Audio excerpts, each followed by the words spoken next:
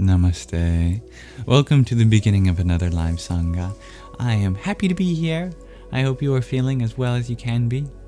And if you're not, that's okay. You're allowed to feel exactly how you are right now. It's always a valid expression of what you're going through, inside and out. If ever you want to share, you're welcome to. I hope to hold space for that. As our first guests are arriving, welcome Rita. I would like to set the intentions for this space as being a welcoming environment, open to everyone, regardless of background, identity, orientation, belief system, ethnicity, etc. Hello, dear Neon Jello Pack. Thank you for your likes.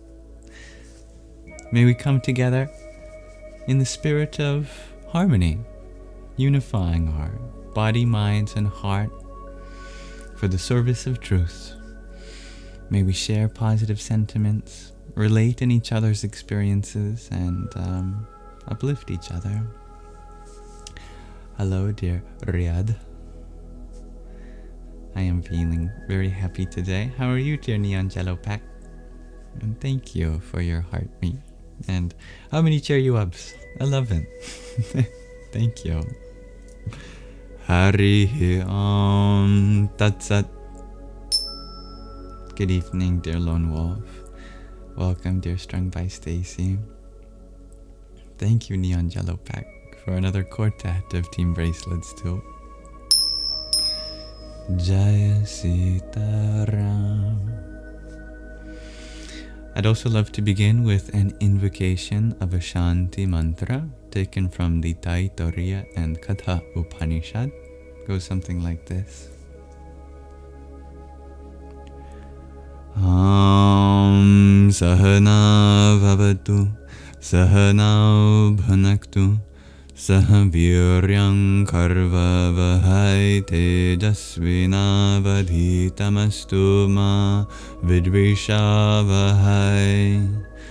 Am Shanti Shanti Shanti. Om. May the Divine protect us both together.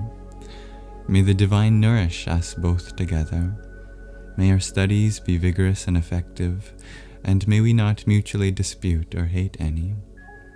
Om. May there be peace in us. May there be peace in our environment, and may there be peace in the forces that act on us.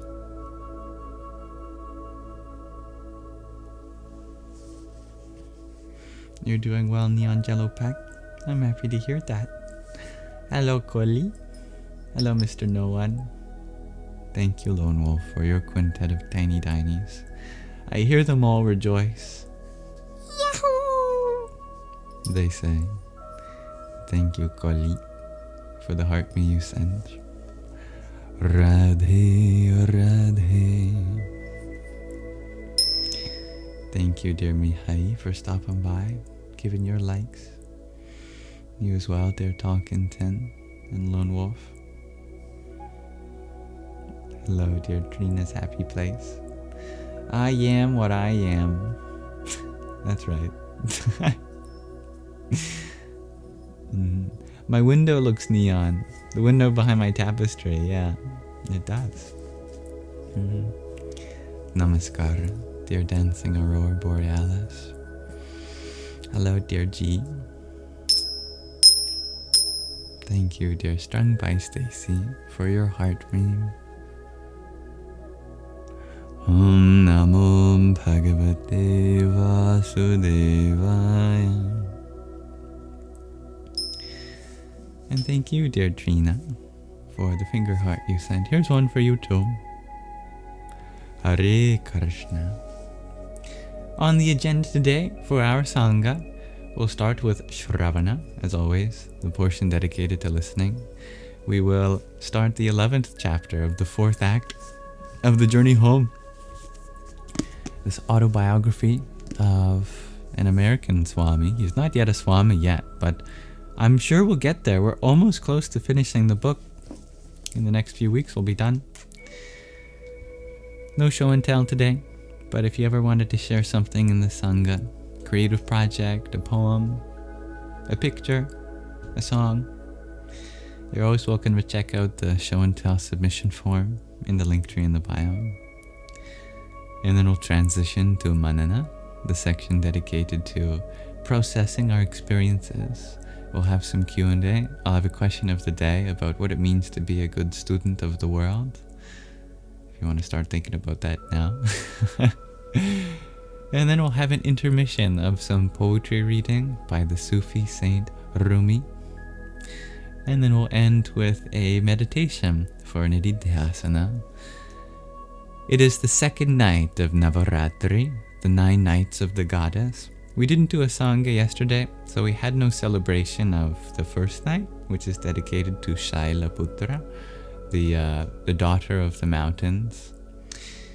But we'll put in a little mantra with the other mantra we'll do for the second night tonight, dedicated to Brahmacharini, the form of the feminine that need no partner, which is kind of an interpretation of what Brahmacharini means, coming from Brahmacharya, which has to do with restraining your life energies, channeling it for a higher power. Brahmacharini is the form of the goddess that has taken a vow to not have any romantic partner, which I thought is beautiful. I think we need more independent forms of the feminine, right? So that'll be very nice. I love Rumi too. Yes, welcome dear Liva. So I hope that sounds good for tonight. We'll start our reading shortly after I welcome our guests. Hello dear Olski. Greetings dear G. Hello dear Thoth. You share, imagine if the world has my heart. Well, I have given my heart to the world, so no need to imagine. Thank you, dear Liva, for the rose and heart me that you sent.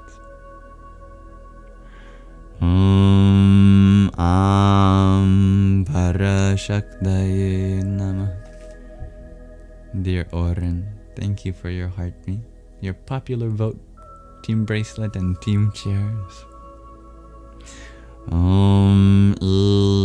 Maya Shaktaye Namah.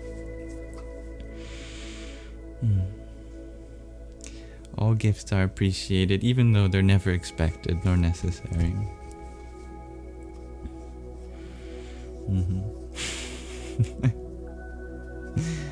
Much love to you, dear Moonflower Muse. Hello, dear Ranjit. Shaila Putri, thank you, dear Ranjit. Did I say Shaila Putra? I think I put it in the masculine tense. Yeah, thank you. Putri. That's it. Hello, dear Franklin. Thank you for your heart me as well. Om Gang Ganapataye Namah. Hello, dear Jaran. And thank you, Lone Wolf, for your heart me. Om Namah Pashupataye Namah. Levi Sharif, you share you had a bad mood today. You saw a car hit a dog on the street purposely, and you couldn't get over it. Well, yeah, I wouldn't get over that either. I'd probably become a supervillain. That would be my canon event. And then I'd spend the rest of my life tracking that person down and showing them how their own consciousness pervades all of life, not just their own body. Dogs, cats, trees, fungi, even bacterium. I'm sorry to hear that. May we pray both for the safety of animals and for the hatred that exists in people's hearts.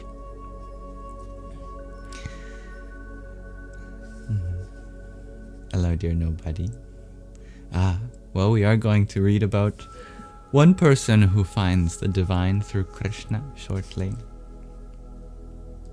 I'll become Yam Wick. Yeah, that's right, the Angelo Pack.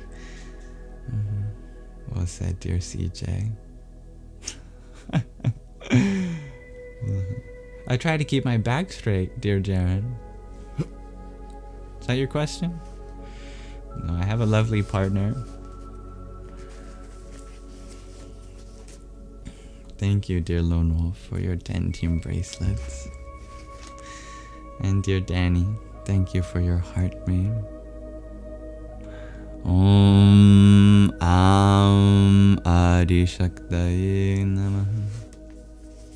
Oh. If you can tap into the energy, even if our bodies are thousands of miles away, our souls can touch. Thank you, dear Gaia Lilac, for your heart me too. Radhe Krishna. So, let's continue where we left off in The Journey Home. I look forward to this reading. Nice to have you here live, dear Nobody TK.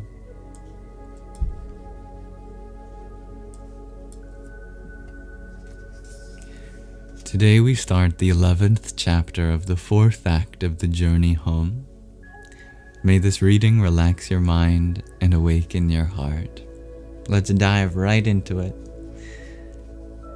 It was November 26th, 1971. I stood on the side of a road as an Indian-made bus rattled into Vrindavan. It came to a halt. The door swung open, and out stepped a small elderly man dressed in saffron robes and carrying a wooden walking stick in hand. Srila Prabhupada, I would learn, was Vrindavan's ambassador to the world. From the 4 directions, both young and old rushed to greet him. Seeing the man who had once showed such kindness to me, I melted with joy. What followed invoked cheers from the locals. Out of the same bus came 40 Krishna devotees, women and men from a mix of nationalities and races, European, American, Latin, African, Asian, and Indian. It was the first time in history that such a large group of foreigners had come. As they got down from the bus, priests and pilgrims marveled in joy. Children smiled in fascination, while farmers looked on in disbelief. Krishna is worshipped by hundreds of millions of Indians in Vrindavan, and Vrindavan is the holiest place of pilgrimage. The hearts of the people of Vrindavan swelled with pride to witness people of races they had never seen before, sharing what they held most dear. A ceremony began during which dignitaries, including the mayor, government officials, priests, and religious heads, welcomed Srila Prabhupada back home. That elderly sadhu, who had departed from Vrindavan penniless with only a dream, had now returned as a world-renowned teacher. Srila Prabhupada was born Abhay Charan to a deeply religious family in Kolkata in 1896. I had read, while in Bombay, that in 1922, the young Abhay met his guru, Srila Bhakti Siddhanta Saraswati. At the time of their first interaction, Srila Bhakti Siddhanta told him, "You are an educated young man. Why don't you teach the message of Lord Chaitanya throughout the world?" Abhay couldn't believe what he was hearing. They had not even met, yet this sadhu directed him in a life mission. At that time, Abhay was actively involved in Mahatma Gandhi's independence movement. "Who will listen to our message?" Abhay countered. "How can we spread Indian culture if we are under British rule?" Srila Bhakti Siddhanta replied, "Whether one power or another rules is a temporary situation. The eternal reality is that we are not these bodily designations, but the soul who is eternal and full of bliss. Real welfare, work, whether individual, social, or political, should help a person to re-establish their eternal relationship with the supreme reality, Lord Krishna. I do hear a lawnmower on, which is good because spring has come. I love to know that the grass is growing, but for your optimum listening experience, I'm going to go and close my window. I'll be right back. Stay tuned.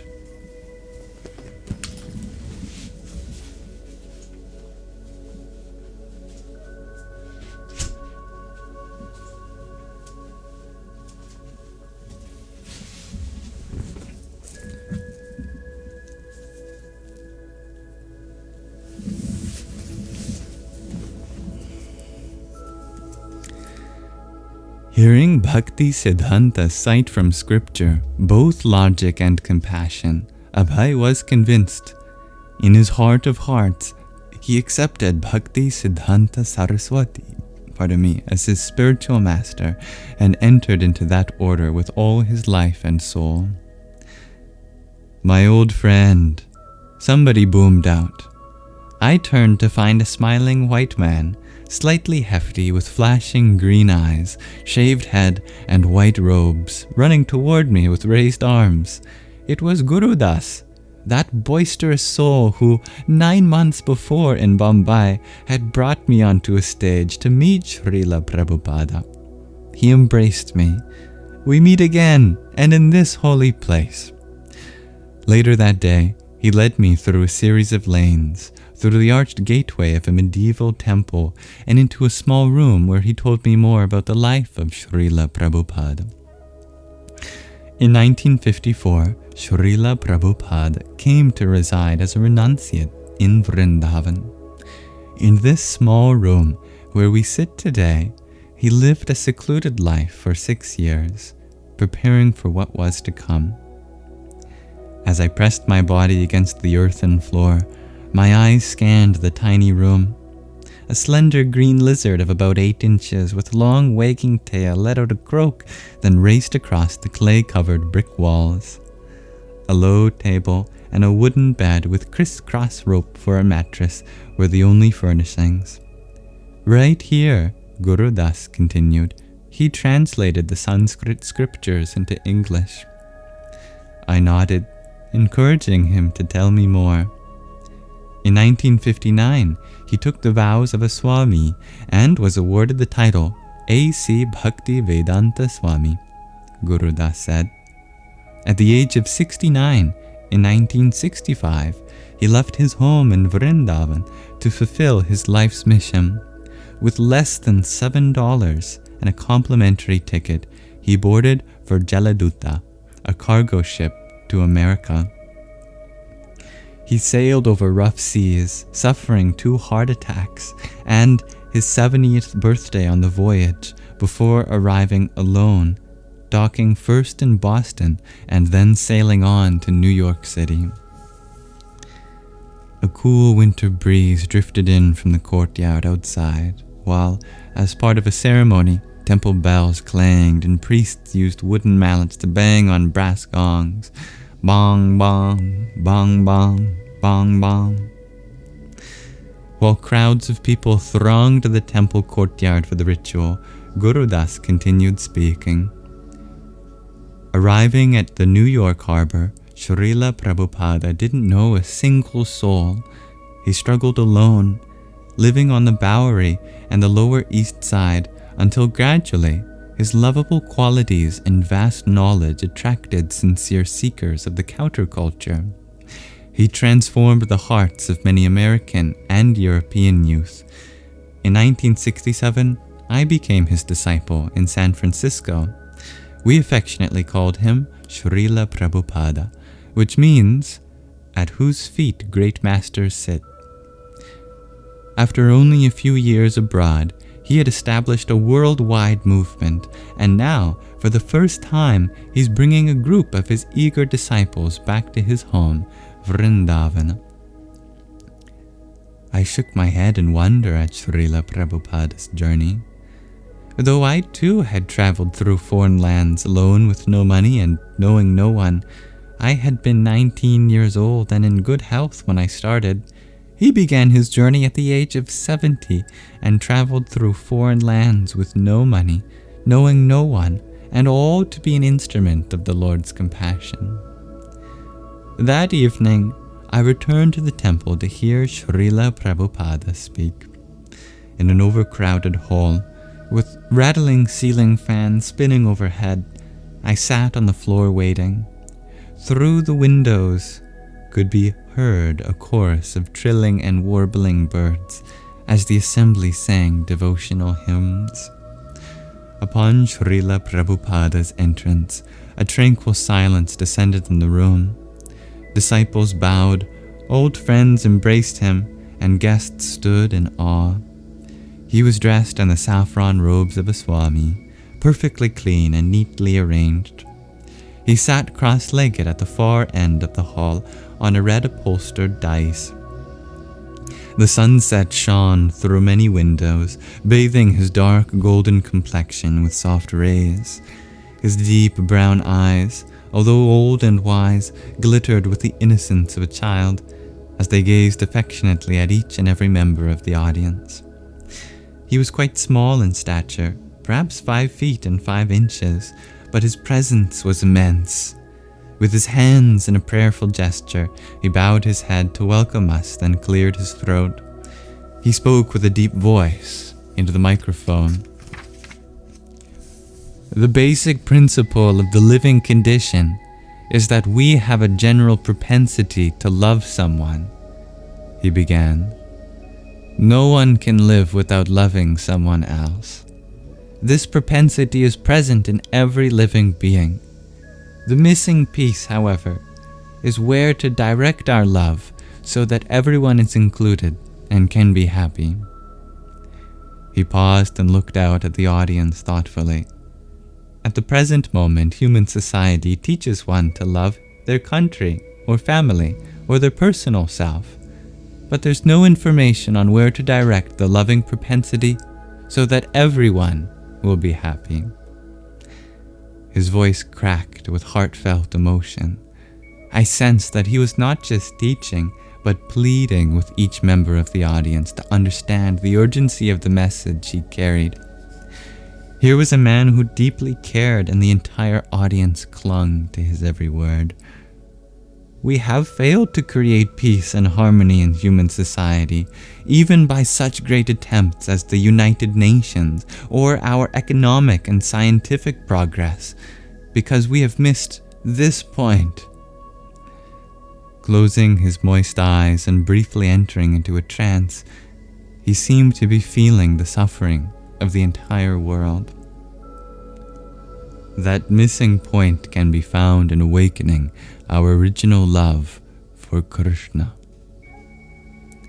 If we learn to love Krishna, if we learn how to love Krishna, then it is easy to find immediately and simultaneously love for every living being. It is like pouring water on the root of a tree. All parts of the tree are nourished. Or supplying foodstuffs to the stomach. All parts of the body are nourished. When we are situated in that position, we can enjoy a blissful life. I was so intensely focused on my spiritual search at that point in my life, and the urgency with which he begged us to revive our lost love for God affected me profoundly. The devotees invited me to stay in a house with them, but I felt awkward.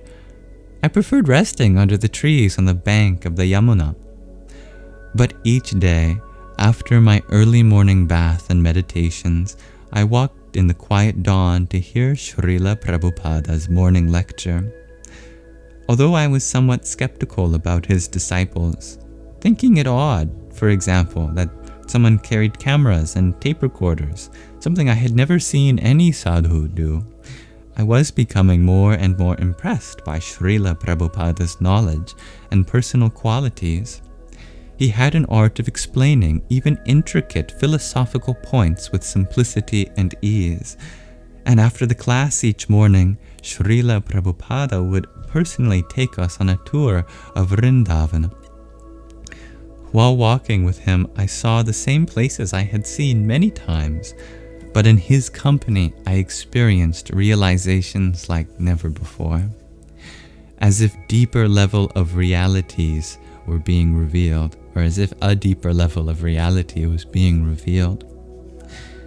When he told the story of a place, it was as if I could see with my eyes what he described.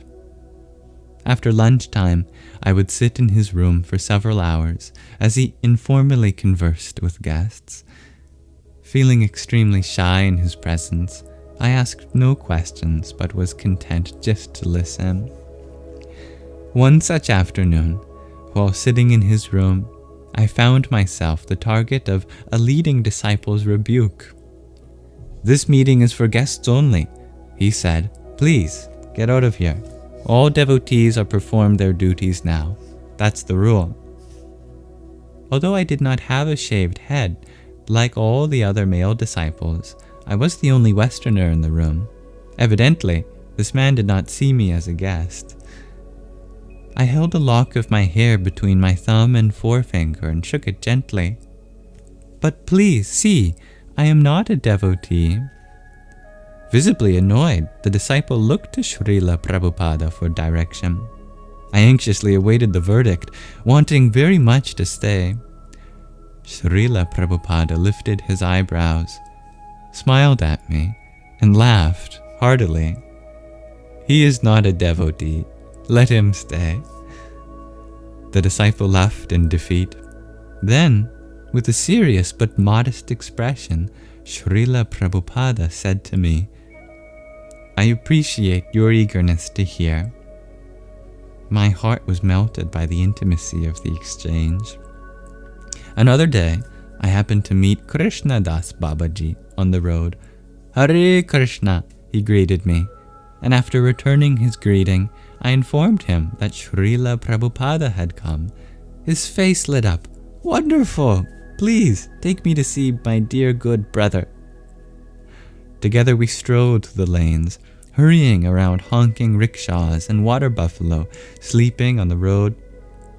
After climbing a flight of steps, we entered the door of Srila Prabhupada's room.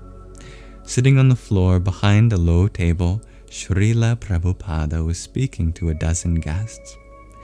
When we entered and the eyes of these two great souls met, their faces blossomed with joy.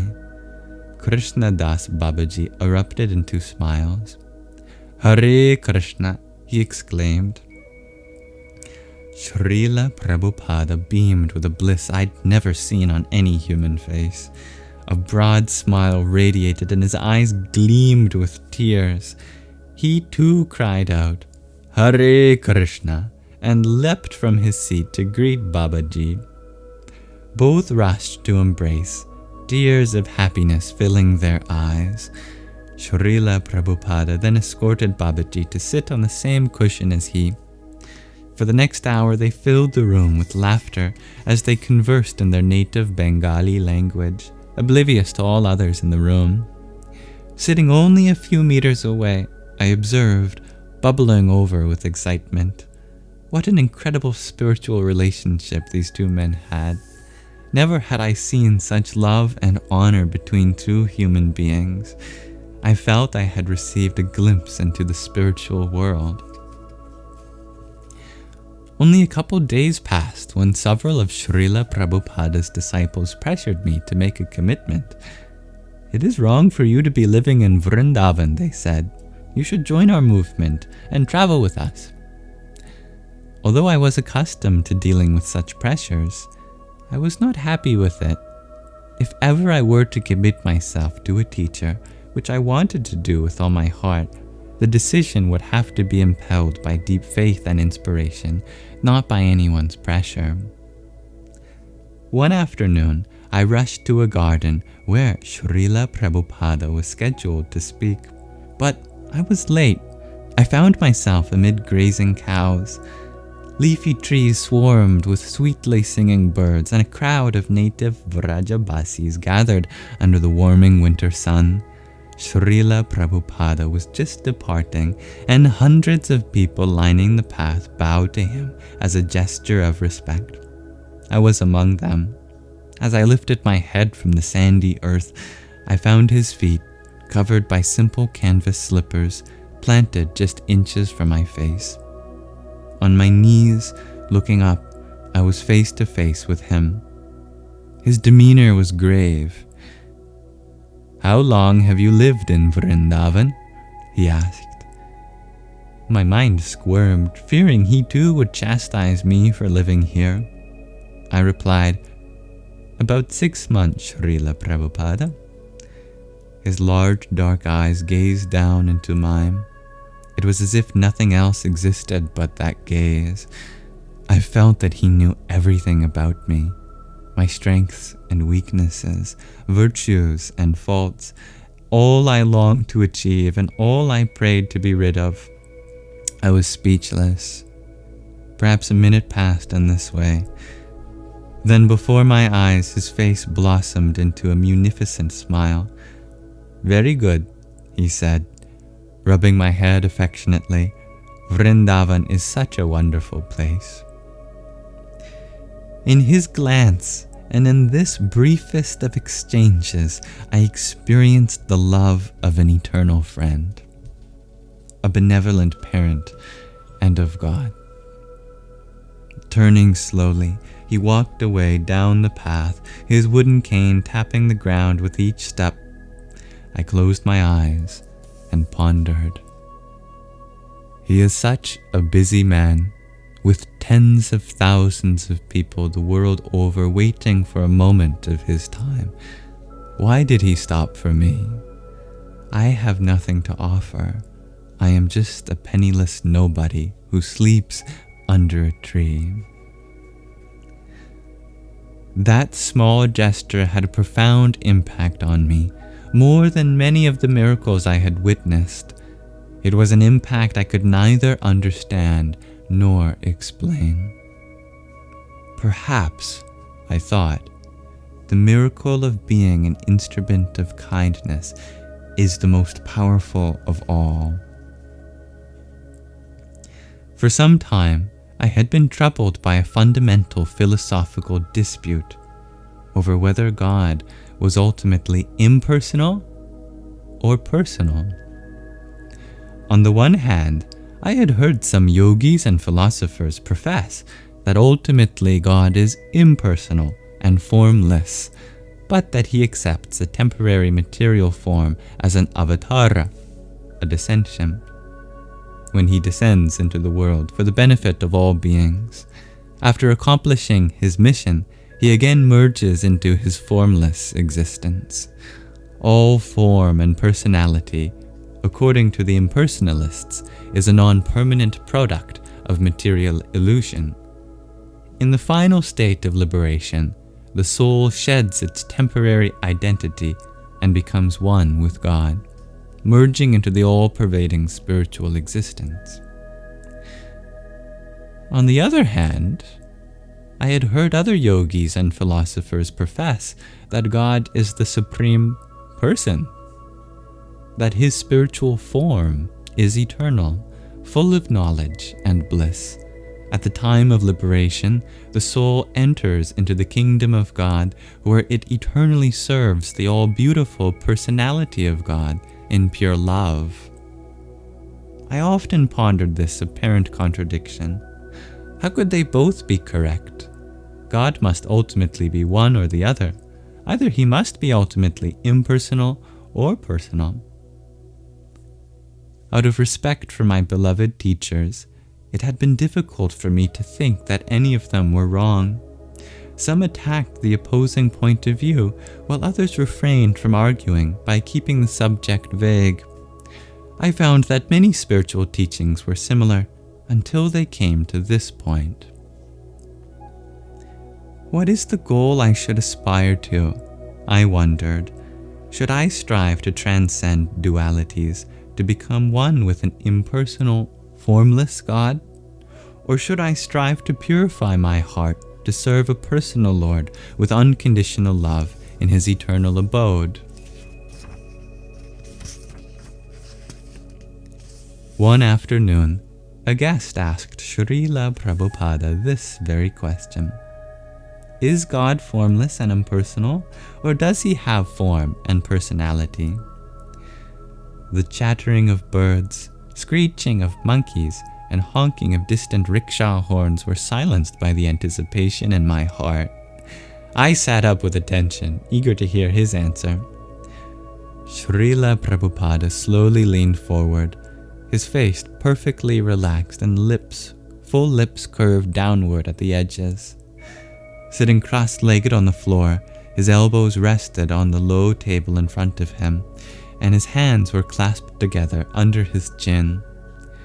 With a grave gaze, he quoted from the Vedas and explained, "We must first understand the inconceivable nature of God. The Supreme Lord is simultaneously personal and impersonal. It is an eternal truth that He is both formless and that He has an eternal blissful form." I felt a warm, peaceful sensation flood my chest. With one hand, Srila Prabhupada stretched his index finger upward. The Lord's impersonal, all-pervading energy is called Brahman, and Bhagavan is the personal form of God, who is the energetic source and never under the influence of illusion. Take, for example, the sun. The form of the sun as a celestial object and the formless sunlight can never be separated, as they exist simultaneously. They are different perspectives of the sun. Similarly, there are two different schools of transcendentalists who focus on different aspects of the one truth. The impersonalists strive to attain liberation in the Lord's impersonal, formless light, while the personalists strive for eternal loving service to the Lord's all-attractive form. There is no contradiction. Similarly, the soul is part and parcel of the Lord, simultaneously one with God and different from God. Qualitatively, we are one with God, being eternal, full of knowledge and full of bliss. But quantitatively, we are always but a part, just as the sun ray is but a tiny part of the sun, and yet has the same qualities as the sun. We are both one with God and different from God. God is the independent controller, but when the soul misuses its God-given independence, it forgets its relation to the Lord and falls into illusion and subsequent suffering. Leaning back against the wall, he tilted his head slightly and gazed directly into my eyes. The two schools, personalists and impersonalists, both approach different aspects of the one God. He went on to explain how Krishna, his form, qualities, personality, and abode were unlimited, and that all the true religions of the world worshipped the same one God. He had simply revealed himself in different ways at different times. How beautiful! With these simple and intelligent words, Srila Prabhupada had harmonized two apparently opposing views. As I listened to him, tears of appreciation welled up in my eyes. Yes, now it all makes so much sense, I thought. A dilemma that had confused my progress was now completely removed. A spontaneous, joyous smile stretched across my face. Srila Prabhupada reciprocated with a smile too, one endowed with both wisdom and serenity. One guest asked him, "Are you the Guru of the world?" Srila Prabhupada meekly bowed his head and cast his eyes toward the floor. "I am everybody's servant," he said. "That's all." I found a special charm in this exchange. Srila Prabhupada was so unpretentious, so free and comfortable in all that he did and said. I recalled the humility of dear Ghanshyam, who had lived in a hallway outside a closet for 50 years. Srila Prabhupada was a learned scholar, eloquent orator, and a powerful yogi who had founded a worldwide society with thousands of followers. Dignitaries came to honor him daily. Still, that natural spirit of humility was present, I'm small. God is everything. Paradoxically, that humility empowered him with such unlimited confidence and determination. After the meeting, I stood up and offered Srila Prabhupada a rose. He smelled it and graciously bowed his head. Departing from the house, I wandered back to the Yamuna. Elated, Prabhupada's words had put the puzzle of personalism and impersonalism together, piece by piece, and in so many other ways he had impressed me deeply. But who is this amazing man? I wondered. What is he like as a person? And that is a question we'll have to explore next time as we conclude the 11th chapter of the 4th act of the journey home. Thank you for listening. I enjoyed that. If that sparked any curiosities, inquiries, comments, insights, etc., you're welcome to share them. And I'll be blessed to be able to read the 12th chapter of the 4th act of the journey home with you next time.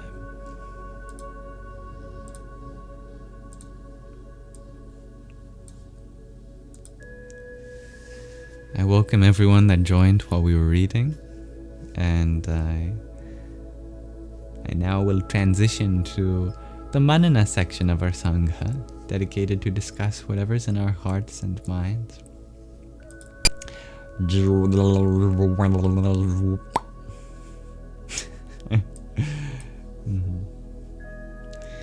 Thank you to those who sent a gift whilst I read. Allow me to now extend my appreciation back to you. We got a lot of them. My goodness. Dear Liva Sharif, thank you for your trio of team bracelets and a rose. Hare Rama. And dear Yana, thank you for your heart me and team bracelet. Hare Rama. Dear Fabio, thank you for your heart me team bracelet, quartet of roses, a pair of TikToks, some hand hearts, a trio of roses, a donut, a perfume, a garland headpiece, another trio of roses, a gold medal, and another trio of roses. It's very humbling. Rama Rama.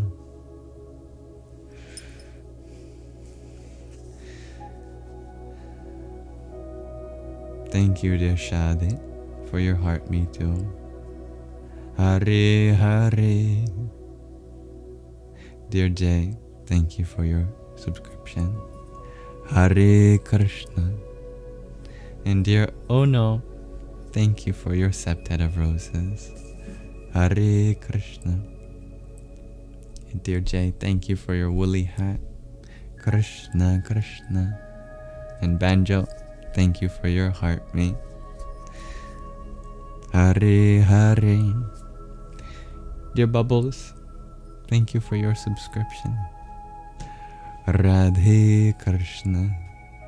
Dear Dob Darker, thank you for your heart me too. Radhe Krishna. And Usha Priyaji, thank you for your hanging lights and hand hearts. Krishna Krishna.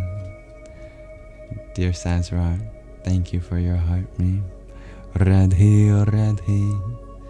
And dear Tom, thank you for your septet of roses. Radhe Shyama. And Ono, thank you for your trio of finger hearts. Radhe Shyama. Dalita, thank you for your heart me too. Shyama Shyama. Radhe Radhe. I'm glad you enjoy the readings, dear Fabio. Like in heaven? I'm glad. I feel like I'm in heaven when I'm reading too. I love being able to read to someone. It's one of my favorite things. I like your transliteration of my transition sounds, dear Donsuela. That's good. I like that. Welcome, dear Matt Guitar. I'm happy that you had a warm welcome from the Sanghis. Thank you for doing that, everyone.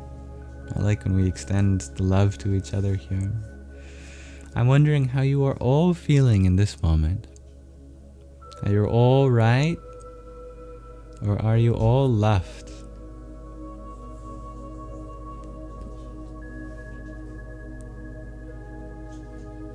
Oh. Well, keep me humble, dear Fabio. You are all middle. Good answer, dear Sazuro. Yes, I'm a little to the left, aren't I? Slide to the left. Bit of both, shares Poppy. Good answer as well. Yeah, I like that. To left always. Of course, left is our moon energy. And it's Navaratri, the 9 nights of the goddess, who is associated with the moon. You're feeling grateful for the Sangha. Well, thank you for being one of the things to be grateful for, dear Tom. I'm grateful for you. I did have a lovely weekend, dear Ono. Yeah, I spent a lot of time in nature. I got humbled by nature. Some of you know parts of the story I shared in the Telegram chat. You are moderate, share strung by Stacy. Well, moderate. It's a very balanced state to be. Hello, dear Katie. Nice to have you here. You're stressed because you have an assignment due tomorrow. Do as much as you can. If it ends up being late, it's much better to do your best and have it be late than do a half job and then get it early. You can explain to your professor or whoever this assignment is for that when faced with this dilemma, because of how important this assignment was to you, you wanted to do a good job on it, and so instead of doing a poor job and handing it early, that you wanted to do a really good job on it and hand it in as soon as it was done. If they are a good teacher, I am sure that they will understand that.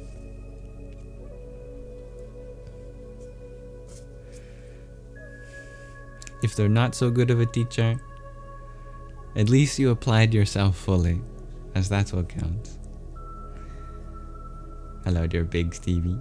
You are wearing my fluffy beanie that on. I love that. They're really good quality. I'm happy to hear that. I know they're not made of like organic materials. It is polyester, I think. But anyway, I'm glad that you enjoyed that. Aww. Thank you for saying that, dear Karen. Welcome. Nobody you share. You're at peace knowing Krishna has got this. I like that. Yeah. Krishna's got this. I like that. When we say we believe in someone, you know, what we mean is they've got this, right? When we say we believe in the divine, it'd be fun to have that same sentiment, the sense of, yeah, they've got this. Yeah. The whole universe doing a good job.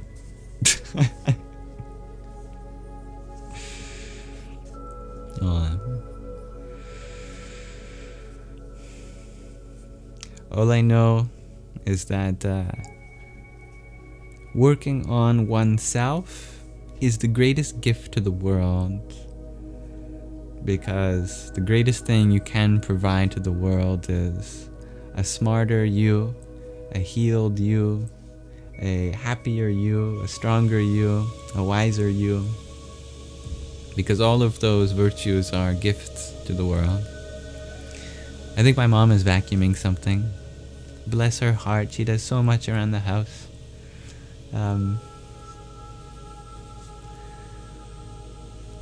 So I don't mind at all the noise. She definitely deserves to pick and choose whenever she wants to.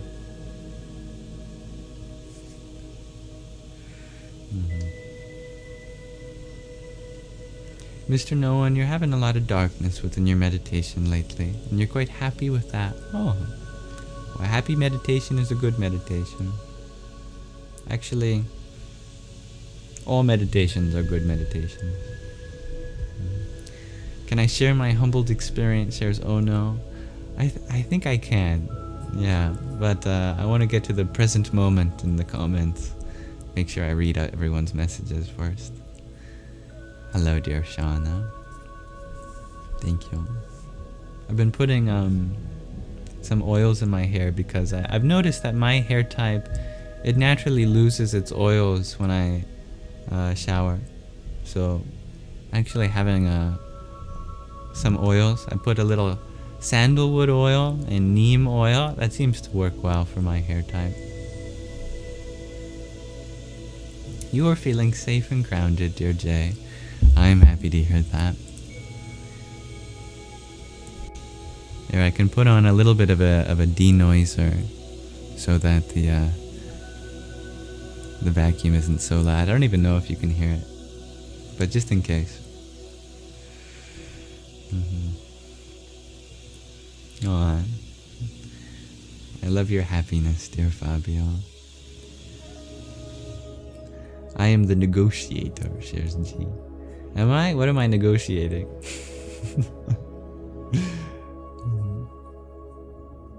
You're very welcome, dear Katie.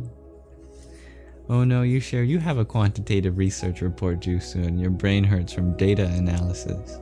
Yeah. I'm not sure there's any way around that. Data analysis is always going to be quite heady. So give yourself lots of breaks. Fresh air. Maybe warm tea would be nice. Thank you, dear Ellie. Hello, dear Velo. It's so good to see you. There's also a Yam Dana. Yeah, I'd really want to update some of the clothing. I have a whole bunch of ideas for putting mantras on your shirt. Mantras and yantras. The sound and visual form of the divine on, hoodies and stuff. I like, just honestly, just for me. Like, because I want to wear that. And if you do too, that's cool.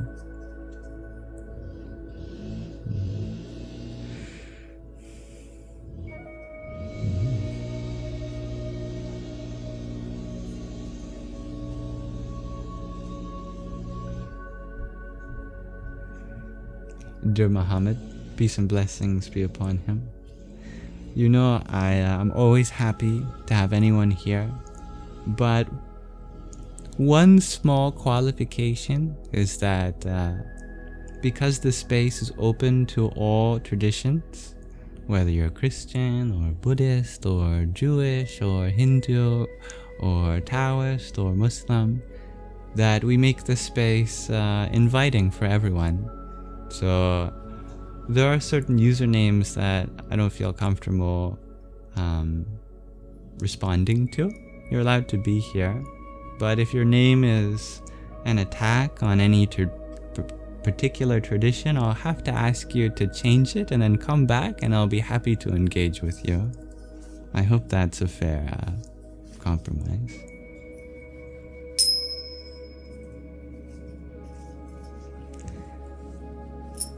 Oh, the vacuuming actually sounds like a rain stick. It's so soothing. Oh, that's good, dear Sasrar. I am starting to feel like some machines kind of sound like ohms, like a microwave or a lawnmower, or even the engine of a car. It can be like, and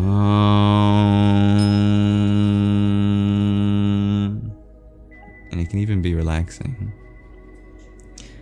You are working on yourself, dear Velo. Oh, I'm happy to hear that. It is a process, yeah. It's good to fall in love with the process. Thank you, dear Oh No, for the pair of tiny dannies that you sent. Yippee! Dear Ellie, you ask, do I take anything for hair growth? No, I don't take anything for hair growth. My hair naturally grows, but incidentally, neem oil does help with hair growth.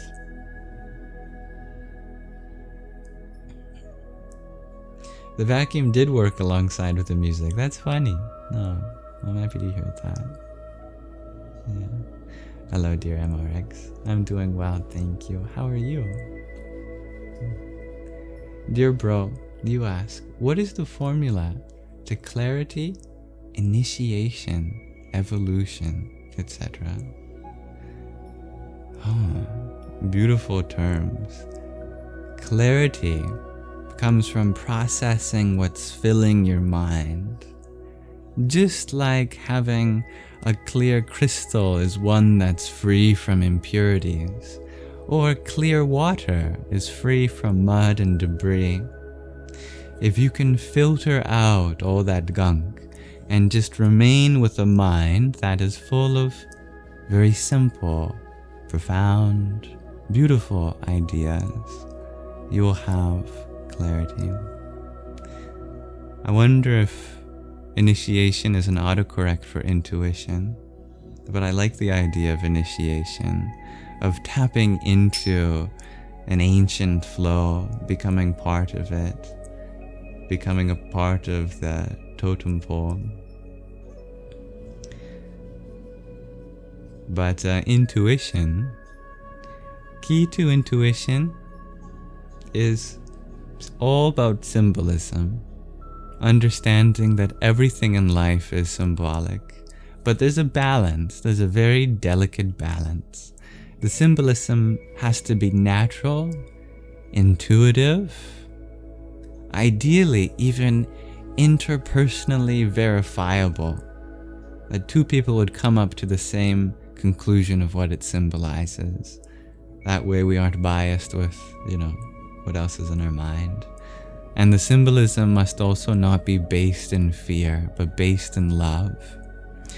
If you can interpret the things around you in simple, intersubjectively verifiable, and love-based ways, and follow that, then that is your key to following your intuition. The formula for evolution: you have to be face to face with all the things to improve about yourself. This means humility.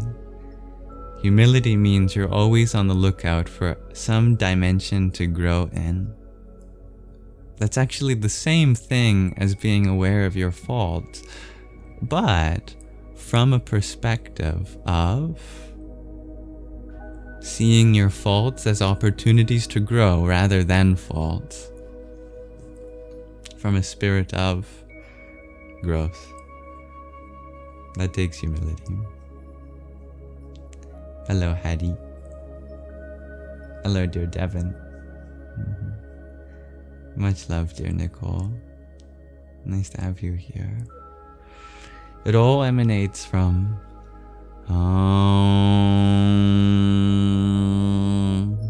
indeed, the Pranava. Thank you, dear Hattie. Hello, dear P-Flomatics. Here. Accounted for. In attendance.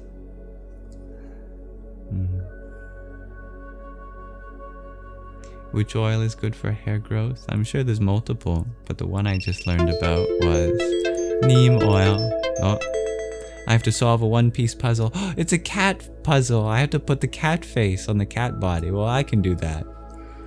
I've looked at enough cats in my life to know how they look. I'm not sure about medieval painters, though. They seem to have struggled with that. I don't think they would have passed that test. Good late night. Dear Star Talk, welcome. Hello, dear Carol. Dear Hattie, what would I recommend for chronic anxiety? Make friends with it. See it as someone, like a being. Anxiety is like a little person in you, a misunderstood person that just needs a friend. Like a baby crying for help. It's not there to disturb you, but there to get your attention. There's something precious to take care of, to be aware of. Take care of that little being inside you that's scared. Your inner child.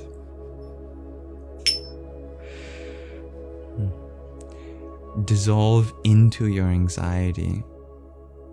Imagine anxiety itself as a pool of bliss, a friend to be made by surrendering yourself to, not in the sense of doing what anxiety says kind of surrender, but in the sense of surrendering any fight or resistance to the feeling.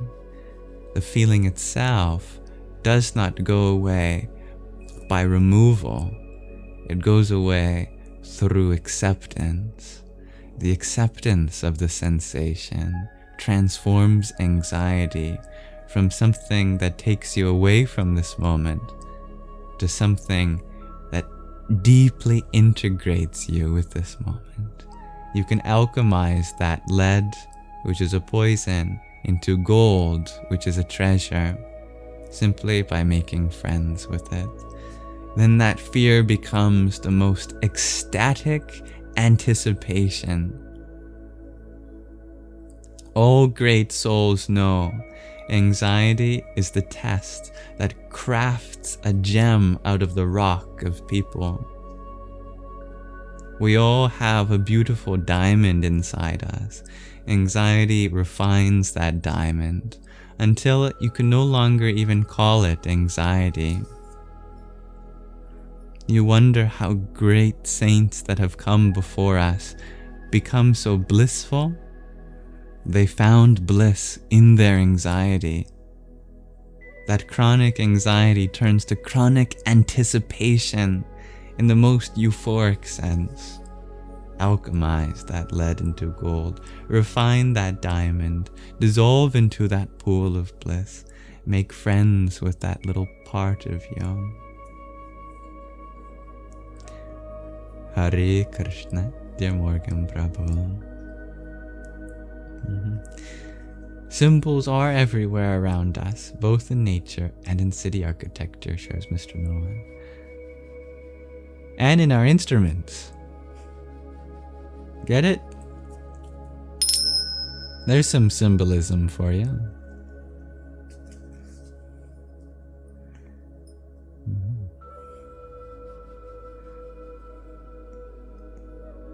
Dear G, you share your wisdom that rosemary oil is also said to help with hair maintenance. Oh, how lovely. Thank you for sharing that, G. I love rosemary. Well, I'm glad you're eating, dear BLX game. Welcome, dear Night Terror. You're happy that I'm on here. You've been in one of the darkest places you've ever been, and coming across my positivity helps you. I am at your service. If I can be anything, may I be a mirror to reflect all the light that's within you, despite all the darkness around. Hello, Michael Taylor's Potato Shop. Thank you, Banjo, for your friendship necklace. Om Kam Jahnavya Namah. Hello, dear Pharaoh Merman. And thank you, Oh No Name again, for your jester cat.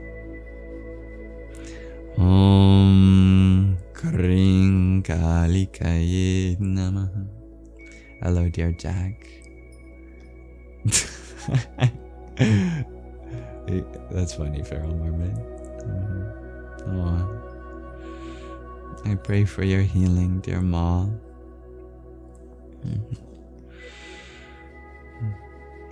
I'm glad you got that, dear Brad. This is a beautiful, simple mantra for healing. Well, it's simple, but it's not actually that easy to pronounce. I'll do it for you. It has the rolled L, very rare phoneme. It's dedicated to the two Ashwanis, the divine horse physicians from ancient India.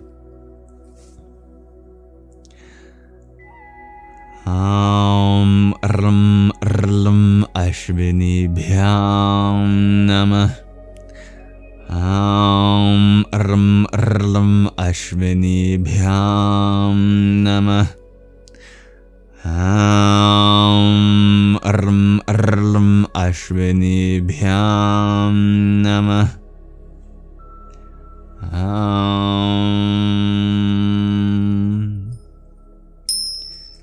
Make sure you hydrate. Give your body lots of rest. And give your mind rest too. Some amount of Trataka can be very healing as well.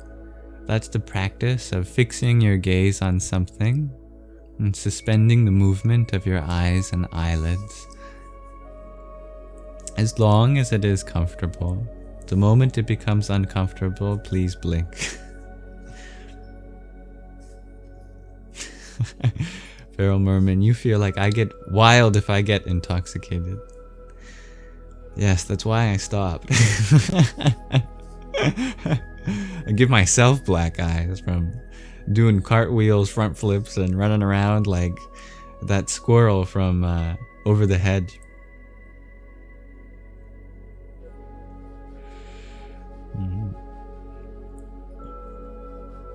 Dear Ma, you want me to tell you with honesty that you're gonna stop drinking.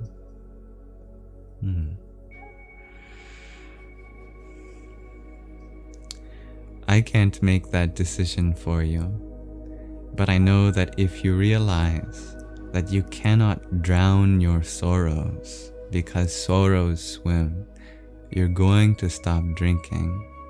Surround yourself with a positive group of people that act in your best interest and are not peer pressuring you to do any sort of substance abuse for the sake of borrowing happiness from the future. You will definitely be free from this.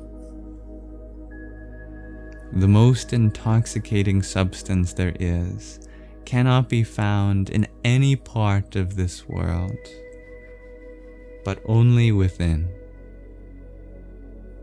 Discover the sheer beauty of being alive, completely autonomous, yet interconnected with everything else.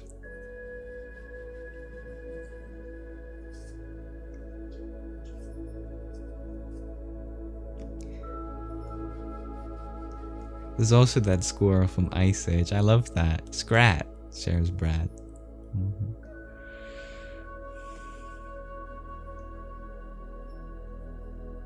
What is the title of the eyes gaze thing? Shares Brad. It's called Trataka. Trataka. Trataka. The first A is long, and the second T is retroflex. You curl your tongue back for pronunciation purposes. Trataka. But if you just want to Google search, Trataka. It's a very good yogic discipline. And the reason why it's so powerful is because of the various pranas, the flows of energy in the body. The energy that corresponds to the flow of the mind is the same in its responsibility for the movement of the eyes and your eyelids. So you can tell when someone is thinking about a lot of things, if they're blinking or if they close their eyes and you can see the movement behind it, or if they can't fix their gaze on anything, their eyes are always darting around. But it works the other way around too. If you practice keeping your eyes open, fixating your gaze one-pointedly on something, then that also stills the mind, because you still the prana that also moves the mind by focusing it, channeling it one-pointedly.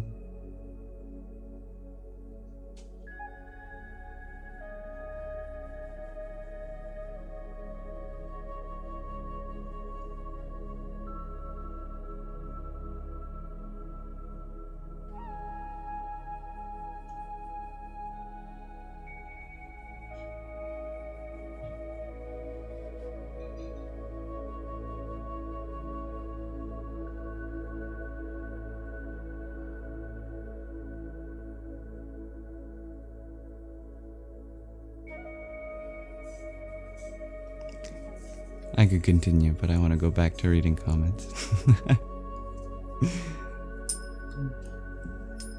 Thank you, dear Strung by Stacy, for your team power. Om Shri Ganeshaya Namah. You win the staring contest. Thank you, dear Fabio, for your rose as well. Om Kamalir Mahakalikaya Namah.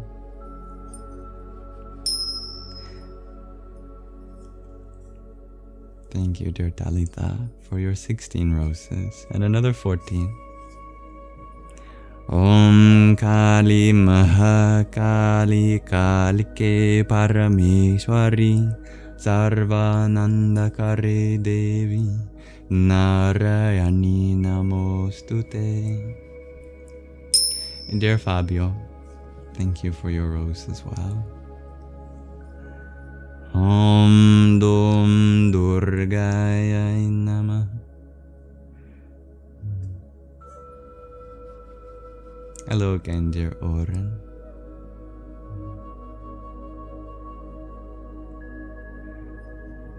Welcome, dear Bo. I'm glad you like the background music. What are we listening to today? I just clicked on the thumbnail. Harmony in Nature. Tibetan ethereal music brings inner peace and calms the soul. The imagery is very beautiful too. Let's see if I can bring it up on screen for you. Then I have a question of the day I want to share with you all.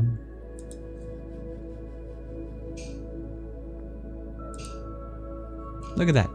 We got a monk on a flute riding an elephant in a stream, in God rays, with butterflies, in a forest.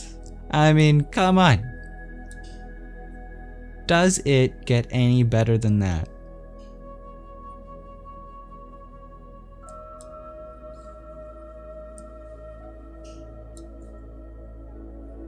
Probably. Thank you, dear Fabio, for your rose and TikTok. Om Aim Saraswatyai Namah.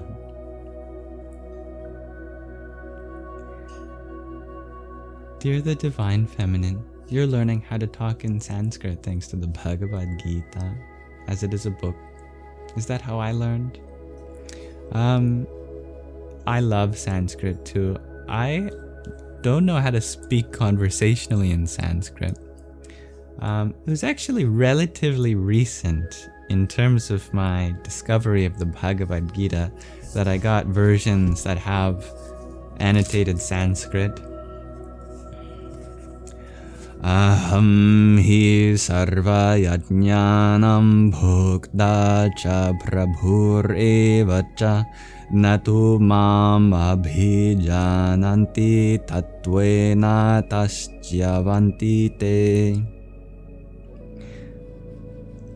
I am the only enjoyer and master of all sacrifices. Therefore, those who do not recognize my nature, my true transcendental nature, fall down. Krishna speaking. It's beautiful. Yeah. My first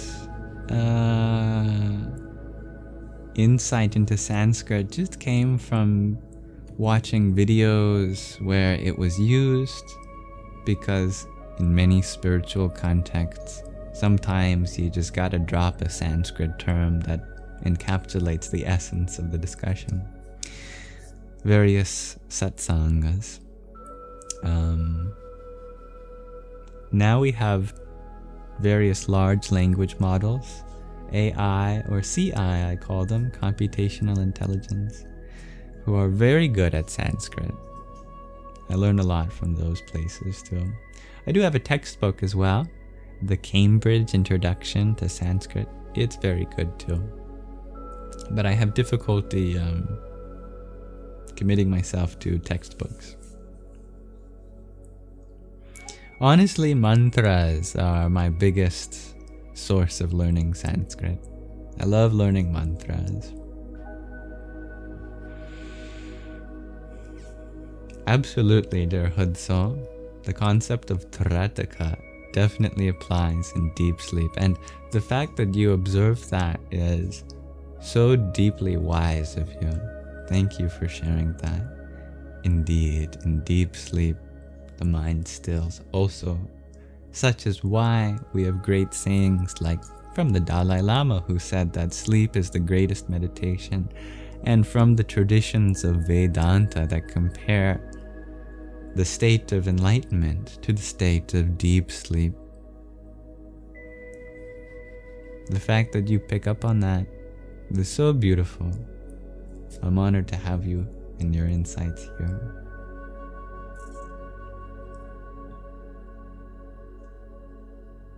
Now, I did say I have a question of the day. My question of the day today is, how can we be good students for the world?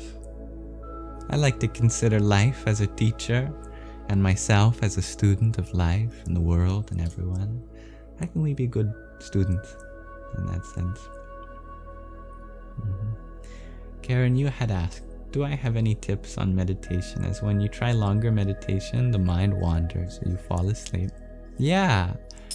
In the 8 limbs of yoga, Ashtanga yoga, dhyana, meditation, follows a precursory step, dharana, concentration. If you have difficulty keeping your concentration in dhyana, that's a good sign to go back a limb into dharana yoga, the practice of concentration. This means, instead of meditating, pick some object like a candle flame, like a tree, like a flower, or an image of your beloved, or a yantra, mandala, a blade of grass, the moon, the sun, but only during sunrise or sunset. Don't damage your eyes, and only for a few minutes.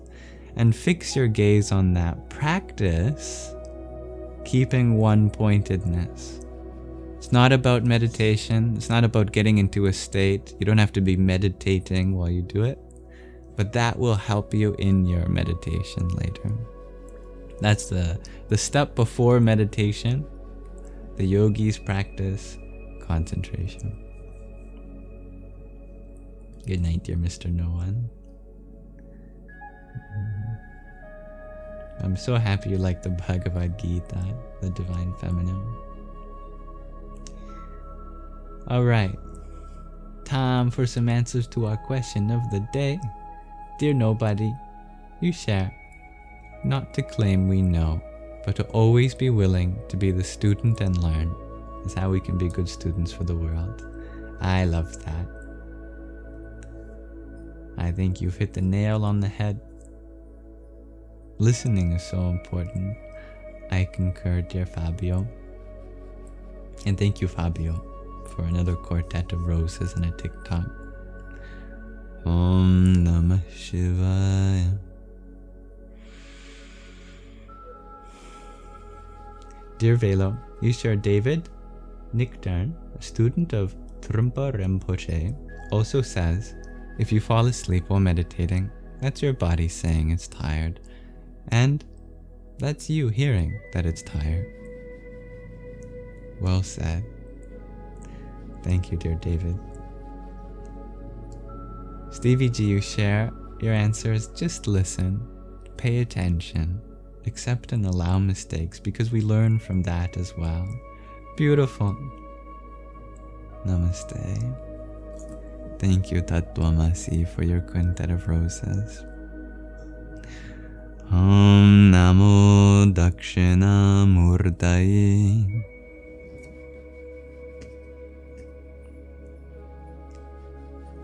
Nicole, you share, do not seek to use the truth. Simply hold no preconceptions. Wow, I love that. Yeah. Welcome, dear Taco. Dear Talita, you share, read between the lines. Be creative and apply what you learn. Application is so important. That's called nididhyasana. Zana, you share, by learning to see the world not with our eyes, but with our soul. I love that, Zana. You're very welcome, dear Karen. And Nicole. You like this question? Shuriyahasya Chitrakara. Me too. Velo, your answer is by being human. I like that. That's elegant. Oh no, you share. Open ourselves to acceptance. Allow ourselves to express love and kindness. That is such a teaching experience. Yeah. I really understand when Krishna says in the Bhagavad Gita that true Jnana Yoga, the yoga of knowledge, is one with Karma Yoga and Bhakti Yoga. But in this case, the connection is between our service to others and knowledge. That through serving others, there's a surprising amount of subtle lessons that we learn through that service. And vice versa. Our knowledge tells us that our highest purpose is to serve. So we live the teaching by serving, and we are taught so much by serving. Good evening, dear Crossfires.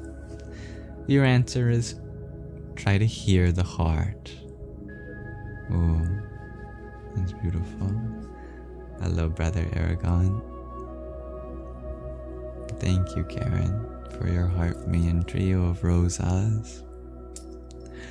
Bhurmbhuvaswa tatsaviturvarenyam bhargo devasya dhimahi dhiyo yo nah prachodayat.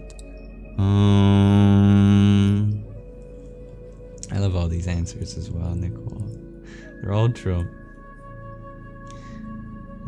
Much love, dear Aragon. Sazrar, you share by seeking knowledge on any subject, especially from others. Yeah, any subject. Good to have a nice, well-rounded understanding of the world. Neon Jello Pack, you share. Collaborate. Work with others. And share what you learn. Yeah, the Feynman technique. Learn as though you were a future teacher, so you know what the most essential things are to be taught. Annie, you share that students will make mistakes as we try and learn by forgiving yourself in your studies. Be forgiving with yourself in your studies. Indeed, forgiveness is such a blessing you bestow. Velo, you share, we are human beings, not human tryings. So be as much as you can be. I love that. Thank you, Fabio, for another trio of roses. Shanti, Shanti, Shanti. Orin, you share, be receptive to new info. Yearn to learn any chance you have and teach what you learn. Very wise. Thank you. Sazrar, you learn about things you don't agree with to try to understand another point of view. That is one of the most powerful teaching devices. The amount of things you can learn from places that you feel that you don't share a lot in common with. I mean, that's the very nature of not sharing things in common. There's an opportunity to expand the common ground, to experience something, become familiar, become comfortable with new ideas and perspectives. That is growth. What would I answer for this question, dear Ono? I will answer. I want to listen to. Jay, you share you can be a good student by remaining always a student. Well said. Needs to be said. And Banjo, you share, actively listen more than we speak. Yeah, I like that a lot. Yes, thank you, everyone. Tatwamasi, you share by saying yes Yes is such a beautiful word. I remember having the realization a few years ago that the fact that the word yes exists, that affirmation exists in language, is proof that we live in a universe that likes to be symmetric. That I am saying yes because some part of the universe in you aligns with some part of the universe in me. And yes is an acknowledgement of that symmetry on some level. And symmetry is beauty. If you know how to work symmetry into something, you can create beauty. Tom, you share, allow the world to teach us, especially in Mother Nature. There's so many lessons in Mother Nature. I had a very small lesson today while having a nap under these two flowering cherry trees by the ocean. That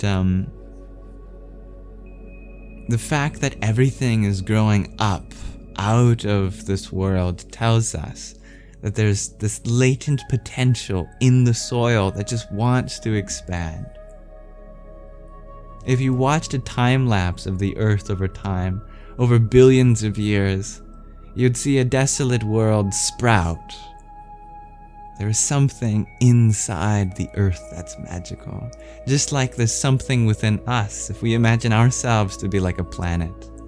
Something within us that wants to just get out, radiate, blossom.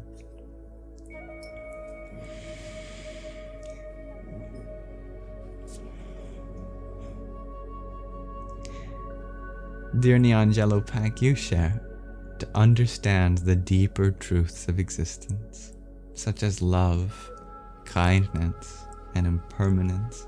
I like that. Such simple words. No need to draw from esoteric philosophical vocabulary to describe the deeper truths of existence.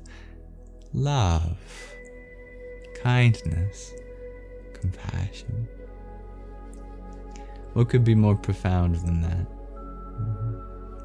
In the words of John Lennon, shares Velo, yes is the answer.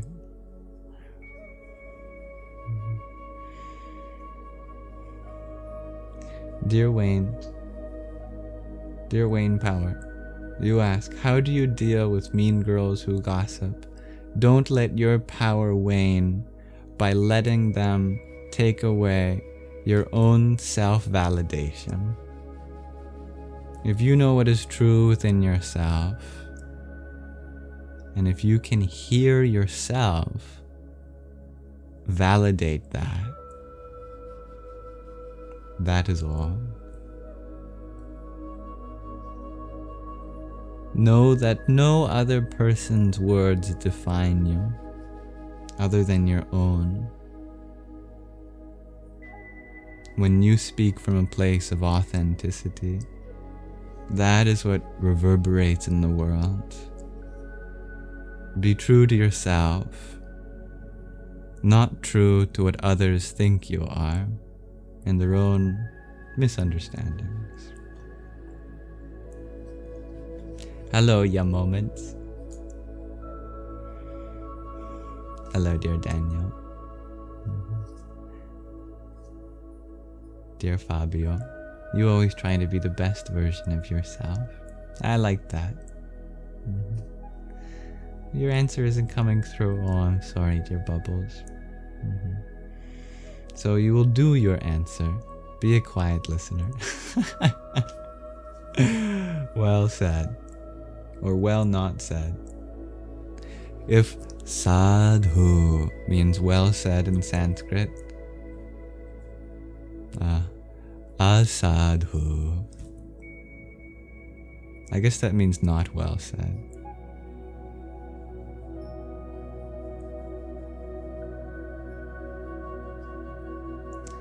Hello, dear Anna Banana. Your answer is listen.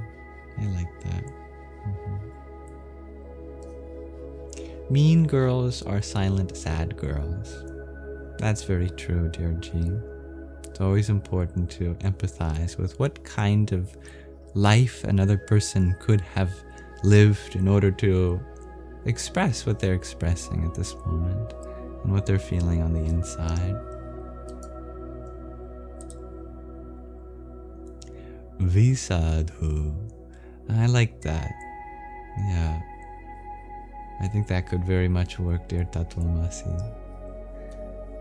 Visadhu.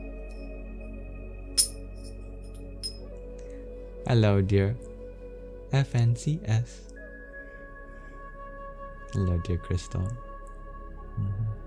Where's our newest guardian? Orin is here. Our light dancer. Hurt people hurt people. Not all of them, though. Those who realize that hurt people no longer strive to pass their pain on to others, but wish to stop the chain of suffering. Alchemize that, hold space for what they're feeling, and transform it. Hello, dear Lauren. Thank you, everyone, for exploring this question of the day with me. I think we can be good students by doing all of the things we did in answering this question. We asked a question, we explored it from many different angles, we sought to see the truth in each angle, and found a unity beneath all of those different angles. And we listened to each other.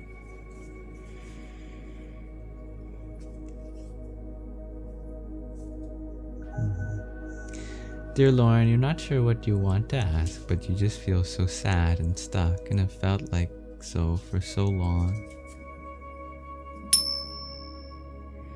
Thank you for sharing that, dear Lauren. Allowing that vulnerability to be expressed is already a beautiful step.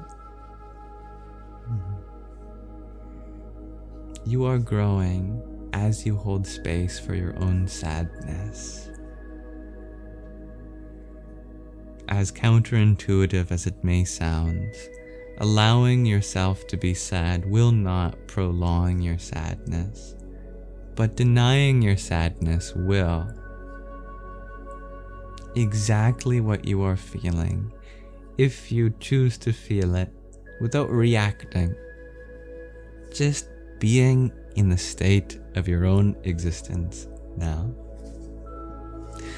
All the healing that needs to be will come. Inspiration, motivation, that all happens at the right moment, and all in the space that you offer for yourself. Do you journal, dear Lauren? Do you have a way of writing your thoughts down? Or maybe an app on your phone? Or someone you regularly talk to? And thank you, oh no, for your tiny Yahoo! Dear Babisaurus, do I think people with mental health problems that they carry for many years have a way out, truly? It can seem like the dark night of the soul never ends. People can go not just years, but decades carrying pain. But as soon as they are taught how to release that, their whole life can change in one sincere moment. If you really, and I mean really, sit with yourself and decide that you are the most important gift this world has. This body and mind is a gift that you offer this world. And you see that with all your heart and soul. that becomes the first day in the rest of your life.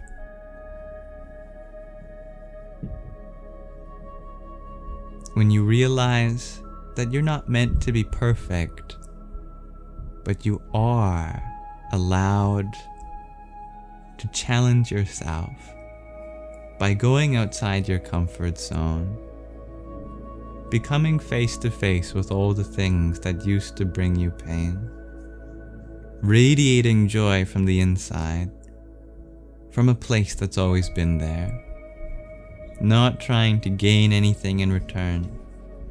Every little thing that you do starts compounding, 0.1% at a time, if that, and you get better every day. And those who are truly dedicated to seeing themselves thrive, cultivating that precious gift for the world that is your body and mind, and what you do with them. You can do so much in such a short amount of time. Even so, no timeline is meant for everybody. Everybody gets to choose their own moments for growth, at exactly the moments that feel right for them.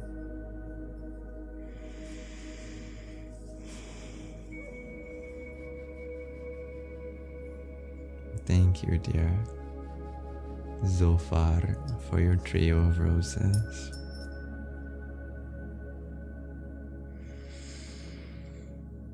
Om Namah Karlim Ambita Me Shring Nadita Me Haring Devita Me Aim Sarasvatya Swaha.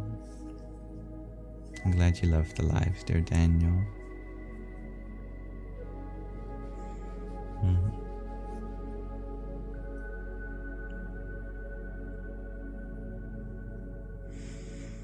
It can be hard to find a therapeutic practice that works for you, dear Lauren. There are few and far between when it comes to therapists. And they have many different modalities. I trust that you know how to search. Even if one place doesn't work for you, there's always some other means of healing. True therapy guides you inward anyway, which means all you have is already inside you. Even in absence of someone who's trained to guide you inward in that way, at least you have everything inside you ready to be healed when that direction is undertaken. If you are feeling brave, you can even trailblaze that journey inward as well. But at the very least, I'd recommend creating a safety net around you, and that the people around you know that you are undertaking an inner journey.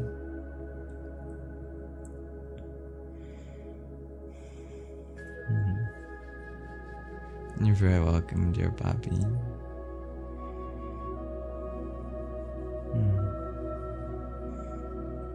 I see the truth in that too, dear nobody. And thank you, Samra, for your hanging light. Om Narayanaya Vidmahe Vasudevaya Dhimahi Tanno Vishnu Prachodaya.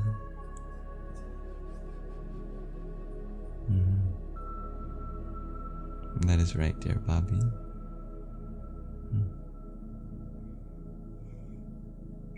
I like your affirmations, dear Fabio.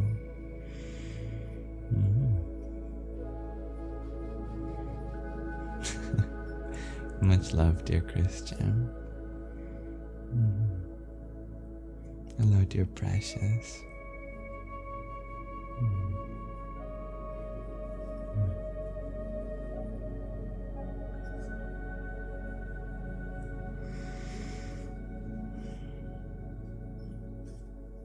Niyamas. Go. You want me to talk about the 5 niyamas? They are a beautiful limb of yoga.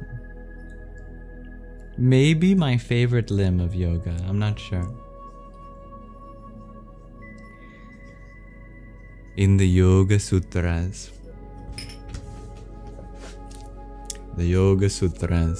of Patanjali, there are 8 limbs of yoga. The first limb deals with what we have to do in life. No exception.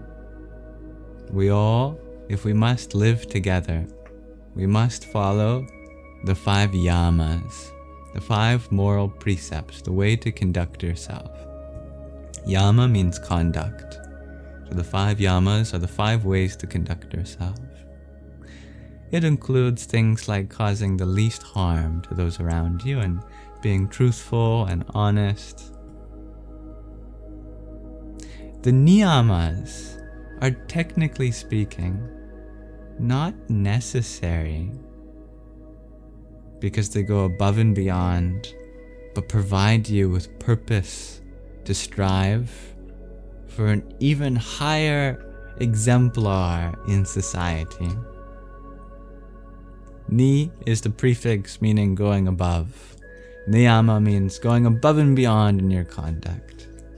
That's what we should strive for, if we want to. There are also 5 of them. The first is Saucha, which translates to purity or cleanliness. This means keeping our environment clean, especially our world.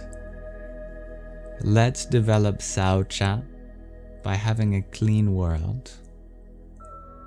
There was a great saying from Lakota First Nations, I believe, when he was asked, "What do we need to do to purify the world?" He responded, "The world doesn't need us to purify it. It will purify itself. We just have to stop poisoning it. She will take care of the rest, Mother Earth." That's the essence of Saucha, purity. Purity is the natural state of all things. We just stop causing disorder. We just stop making her dirty. This applies to our world as it does apply to our body and our mind, our homes. That's the first niyama, Saucha. The second is Santosha, contentment. This is a beautiful practice, and most people don't even realize that contentment is something you practice rather than something that comes from your environment. Santosha flips the script that whatever you are facing in life, find some level of contentment.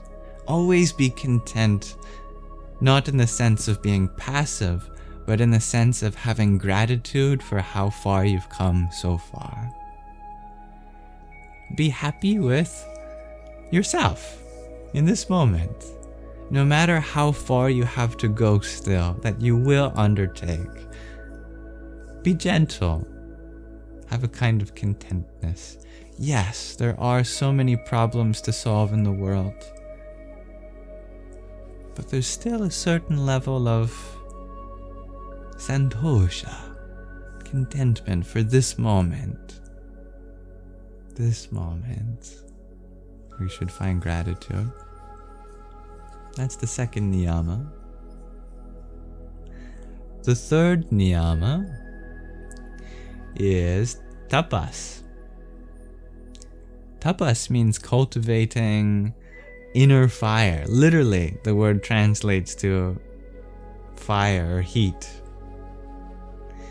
You could translate it into discipline, but I don't think it's quite the same thing as discipline in the ordinary sense. In essence, yes. Tapas means discipline. But it's more so about the motivation behind the discipline. You've got this fire in you that's inflamed, that you develop that sense of drive to create profound change in your body, mind, and world around you. That's tapas, the third niyama. The fourth niyama, beautiful one, swadhisthana. That means self-reflection, self-study.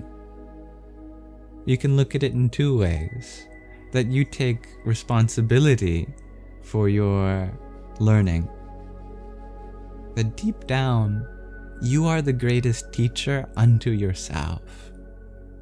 From your own pushing of yourself out of your comfort zone to experience new things, you learn. Celebrate that with swadhisthana. The second aspect is study yourself. Reflect on your own actions. Whatever you have done, your experiences thus far, seek to understand your own motives and drives, how you could do things better next time, how to take accountability, and how to remain humble in the face of doing better. That's the fourth niyama, swadhisthana. And then the last, the fifth niyama, Ishvara pranidhana, means having faith in Ishvara.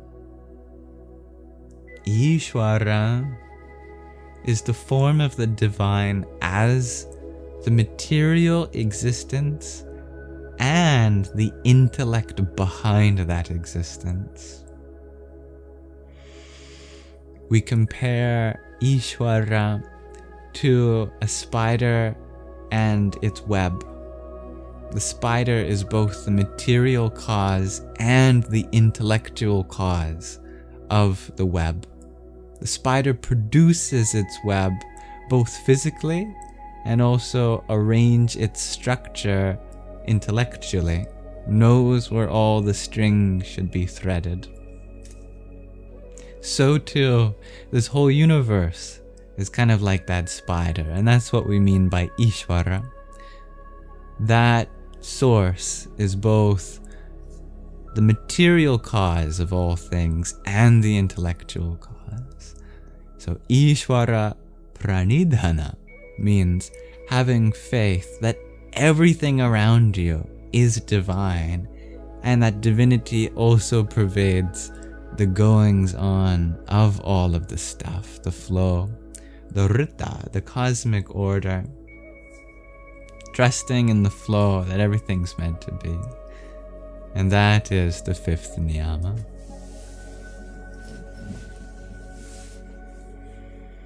Those are the niyamas, which forms the second limb of Patanjali's Ashtanga yoga system. Can I show the book again? This is just one translation. I mean, the scripture itself exists in many forms. You can find one that works for you. I do like this one though. This one is translated by Georg Feuerstein, who is a very prolific Sanskrit translator. Thank you, dear Floweth Page, for your 10 roses and a heart me. Om Namo Bhagavate Dakshinamurtaye Mahyamedham Prajñam Prayacha Swaha. What was my humble experience from today, asks Oh No. Well, I'll tell you, I just have to make it back to the present moment again. Dear Bobby Soros, you share you've never done yoga. What does yoga do to you specifically? What do you achieve? The best way to understand yoga is to forget everything you know about yoga. Yoga is one of 6 classical schools of philosophy in India. It's a school of philosophy. It's a school of philosophy that seeks to achieve an imminent union with the transcendental nature of everything in this reality and beyond. Yoga comes from the root yuj, which means to yoke, to bring together, to union, to unify. Yoga itself means union. Yoga covers all aspects of life. It covers how we run our society, Yama Yoga, how we become role model citizens, Niyama Yoga, how we properly govern, Raja Yoga, how we control our intellect, Buddhi Yoga, how we control our body, Hatha Yoga, how we control our breathing, Pranayama Yoga, how we conduct our love, Bhakti Yoga, how we conduct our actions, Karma Yoga, how we conduct our knowledge, Jnana Yoga, how we conduct our meditation, Dhyana Yoga, how we conduct our concentration, Dharana Yoga, how we conduct our state of superconscious union with the subject and object, Samadhi Yoga. Yoga is such an in-depth philosophy that it covers all aspects of life. Anyone who comes in contact with the essence of yoga naturally starts imbibing yogic qualities too. So, you might be wondering, if that's what yoga is, then why, when we think of yoga in the West, we just imagine people doing stretches? If it's a universal and comprehensive system of philosophy that goes from how we live in this world all the way to what we do with our consciousness itself, why do most people understand it to be a simple set of stretches? And that's not a question that I'm really going to give an answer to. That's a rhetorical question. It's just a good question. And I also agree to that sentiment. Why? I don't know. Well, I do know. It's because we have a very body-centric culture. We have a very clever way in the West of associating new philosophy and spinning it into some way that relates to our body.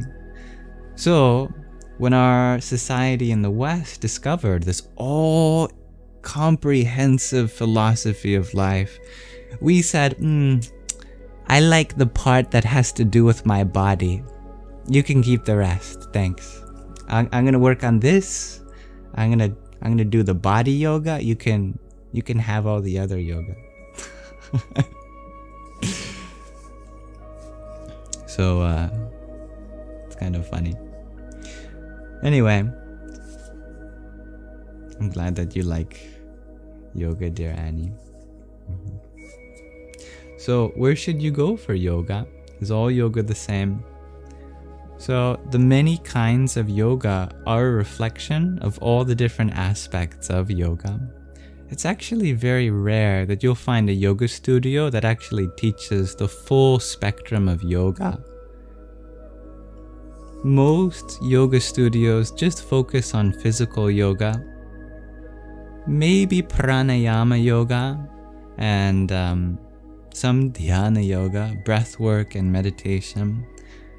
But as far as the other aspects of yoga, you might have to go to India, my friends, where it originated. Otherwise, you've got the World Wide Web, the internet, and wonderful beings all around the digital ecosphere that teach these things too. And there's texts like the Yoga Sutras, where a lot of the teachings on yoga originate.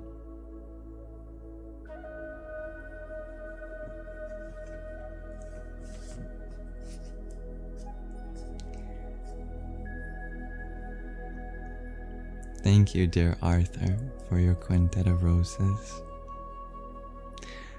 Om Yogeshwaraya Namah. Real yoga is a lifelong study. Well said, dear G. Yeah. Anyone can self-direct yoga. That's one of the brilliant parts of yoga, is that yogis are generally lineages of independent teachers. Thank you, dear Babi Soros, for your dancing flower. Om Brahm Bhairavaya Namo Namah. And Usha Priyaji, thank you for your hanging lights. Jaya Gurudev, Paramahant Swami Maheshwarananda. And dear Fabio, thank you for your rose. Om Sadhyoja Tamprapadyami Sadhyoja Taya Vai Namo Namah. Bhave Bhave Nati Bhave Bhavaswamam Bhavodbhavaya Namah. Someone with just a fancy Unicode name, VRL. Thank you for your heart meme. Om Kam Namah Prajapataye. And dear T, thank you for your butterfly for you. Om Haum Jom Sa Triambakam Yajamahe Sugandhim Pushti Vardhanam Urvarukamiva Bandhanan Mrityor Mukshiyamamritat. Viral, you had asked, can you send gifts for a reading? Well, I don't do readings. It's not my style, per se, because I believe that your life is ultimately up to you to interpret. And regardless of what happens for you in the future, I know that you are exactly where you are meant to be in this moment. You may be struggling with various things in your life right now. You might have some traumas to work with stemming from the past, as we all do. But I know that you'll get through it. Whether I tell you so or not, it is true. That you have everything you need inside you. It just needs to come to the surface, find a way out, to radiate that expressive self shining from within.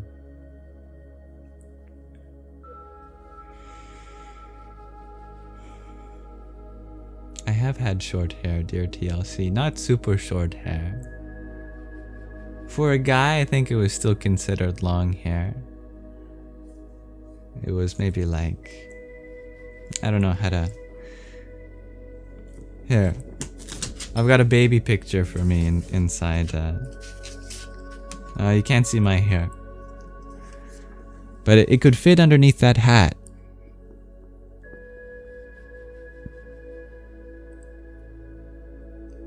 It was much shorter then.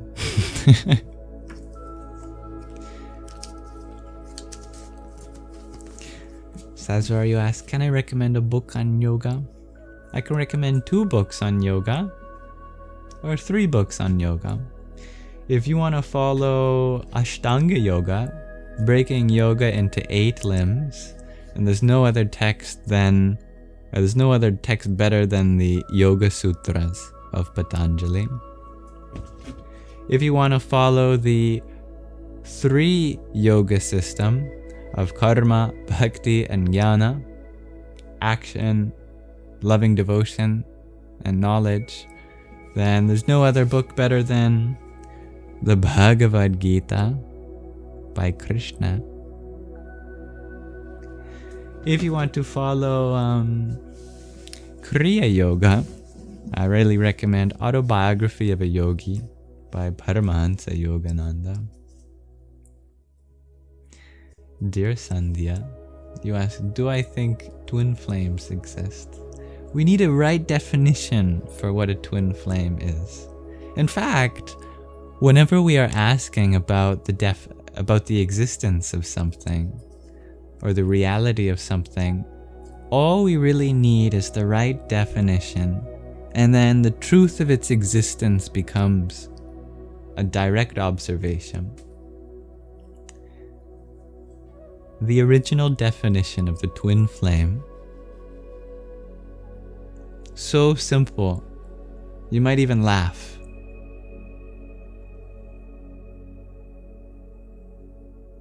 When your consciousness is flowing inward, that's the first twin flame, known as Shiva.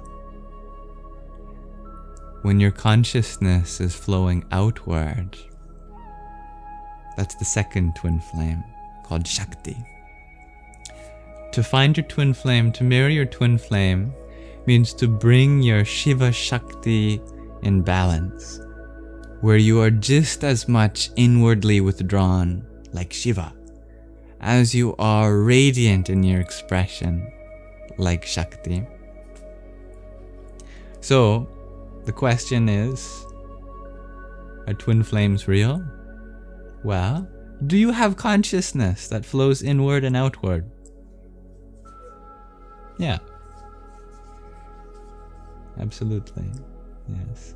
How it gets associated with other people is that other people can help us balance our individual twin flames. It's not that the other person is a twin flame per se, but it's that your own twin flames become balanced with their twin flames. So it's not two coming together, it's actually four. Your pair of twin flames and their pair of twin flames coming together. And that can be a very helpful way of harmonizing. Because let's say you have really high Shakti energy, but low Shiva, that you are very radiant and expressive, but there's still an inner journey to be had within, obviously. But the other person, they are very withdrawn within, very connected to the core of their being, but they're not at all extroverted. They don't like talking to people, they don't like explaining themselves. Their Shiva is really high, but their Shakti is down here. So your high Shakti complements their low Shiva, and their high Shiva complements your low Shakti. What did I say? I'm mixing them up, didn't I? Their high Shakti complements your... Their high Shiva, complements your high Shakti. And your low Shakti complements their low Shiva. And they balance each other out in that way.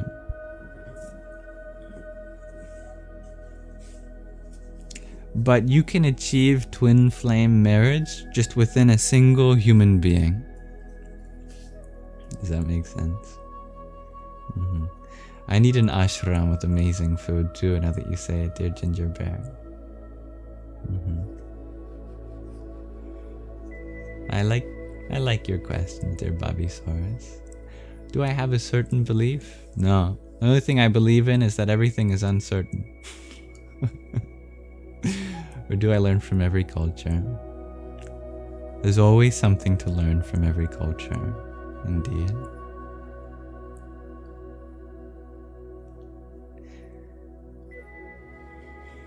Hello, dear Blair. You want a burger and fries yoga? Oh, yes. No, there is a yoga of the diet too. Mm-hmm. It's called the yogic diet, actually.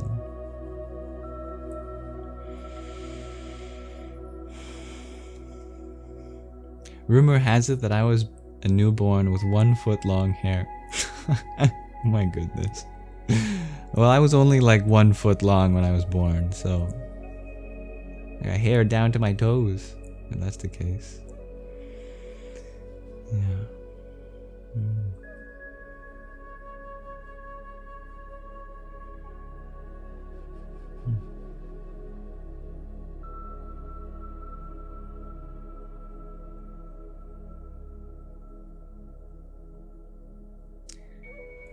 Shiva Kamini Soma Kandar Kram, shares Blair. That is a Sanskrit name. I recognize a few words. Shiva is, of course, is the auspicious one.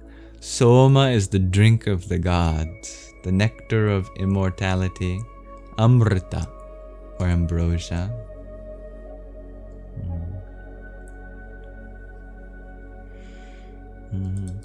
I am curious what the rest translates to. Hello, dear hip-hopper, non-stopper. And hello, dear Sicily. It is 6 p.m. where I am.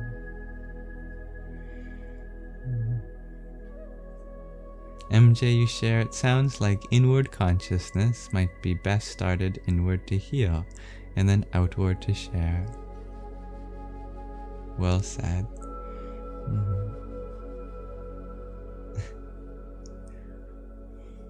Dear Anna Banana, you ask, what kind of meditation do I recommend for people who are neurodivergent and struggle to sit still? Walking meditation, or fiddle with something. It's actually kind of a shame that most people understand meditation to be something you do completely still, when most forms of meditations are not done still. Probably the most common form of meditation is to chant. That's what our ancestors have been doing for probably thousands, tens of thousands, maybe even hundreds of thousands of years. It's very simple. You get a mala, and this is lovely because you get to fiddle with something while you're meditating. You get to feel each bead, and each bead is one repetition. And you keep going around chanting something that makes you lovely, makes you feel lovely, connects you with the beloved. Om Namah Shivaya, Om Namah Shiv. And you can sway. You can tap your hand. Om Namah Shivaya. You can even move your hand. Om Namah Shivaya. Nobody ever said you had to be still in meditation. And then you get to the Guru bead and it feels, ooh, new tactile sensation. Well, then I've done one round of chanting. You can decide. Do you want to do another round or do you want to stop there? If you want to stop there, you hold the Guru bead up to your third eye, thanking the mala for being such a simple and efficient technology. Yeah. Or great meditation is singing.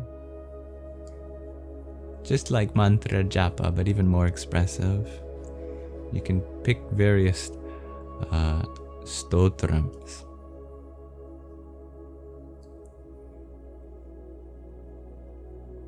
Yeah. I wouldn't sit still. I don't want you to sit still. Why sit still when life is a dance? Meditate on the form, on the movement. Move yourself. If you feel called to be still, that's great. If you don't, that's great too. Wherever you are at in life, pick a meditation that complements that. Dear Sandhya, you've been trying to get into yoga for years, but you didn't have the chance to do what yoga practice I do. Or what yoga practice do I recommend? Which is the question in there. What yoga practice? Mantra yoga. I love mantra yoga. If you couldn't already tell. Speaking of which, we're going to have a chanting soon. Sicily, you ask in Sanskrit, Nastika or Astika. It's a beautiful word actually. Astika and Nastika. Ka is a prefix, kind of like ness, you know? There's being conscious and then there's consciousness. That ness creates a sense of an abstract generalization of the essence of what you're talking about. Asti means is. It's one of the conjugations of the verb to be in Sanskrit. Asti means is. So, you're asking, is God? And the answer is Asti, is. God is. Or Na Asti, God is not. Beautiful thing in Sanskrit is when you're saying a sentence, there's default subjects, verbs, and objects when you're not using them. And the default subject is God in Sanskrit. So you already know without mentioning God. When you're asking, Asti? Is? You're asking, is God?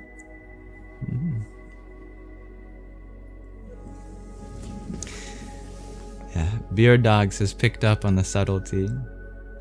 God is the is, the Asti, the being itself. Astika, beingness. Yeah. But there's even truth in Nastika. That's the beautiful thing. You can find truth in the existence of God and the non-existence of God simultaneously. God is so unlimited that he can both exist and not exist. That's the glory. From non-existence, existence is begotten. Unto non-existence, existence surrenders. Thank you, dear Sarah Lynn, for your hat and mustache and heart meme.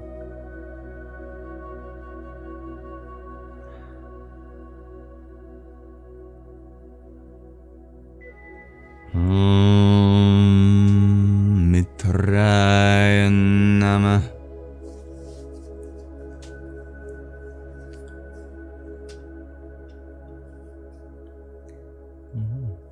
Dear Lucian, you ask, is there any one culture that's spiritually stronger than another? No. At the heart of all cultures, you will find an equally potent spiritual tradition. Whether it is as active today, as accessible today, practiced by a lot of people, or not a lot of people, that does change from culture to culture. There are differences in how spirituality manifests. But at the core is the same unifying essence. Genji, you share your throat is destroyed from being sick, so you can't chant. Your throat is healing, fighting off an illness. Good thing is you can mentally chant. In fact, mental chanting is said to be 108 times more powerful than whispered chanting. And whispered chanting is said to be 108 times more powerful than out loud chanting. Why? Because when you're chanting, it is often that you do 108 rounds. And at the end of out loud chanting, there is a whisper that remains. Of all the chanting you've done out loud, that whisper contains the essence of the 108 repetitions that you've done. If you take that essence in that whisper and chant that 108 times, what will remain is an impression in your mind that contains the essence of your 108 squared chanting. So, taking that impression and repeating that mentally is 108 times more powerful than out loud chanting. And we had 108 viewers while we were saying that. That works. Much love to you, dear Finding Bliss. Nothing is exactly, dear Tatvamasi. That is the sentence. Na Astika. Na Astika.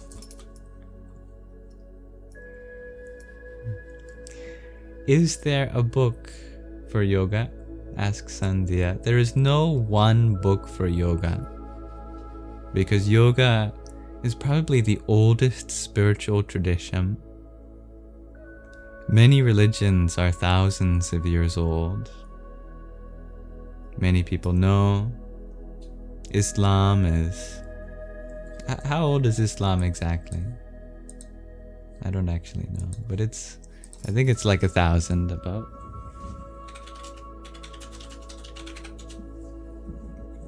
A 1,400 years.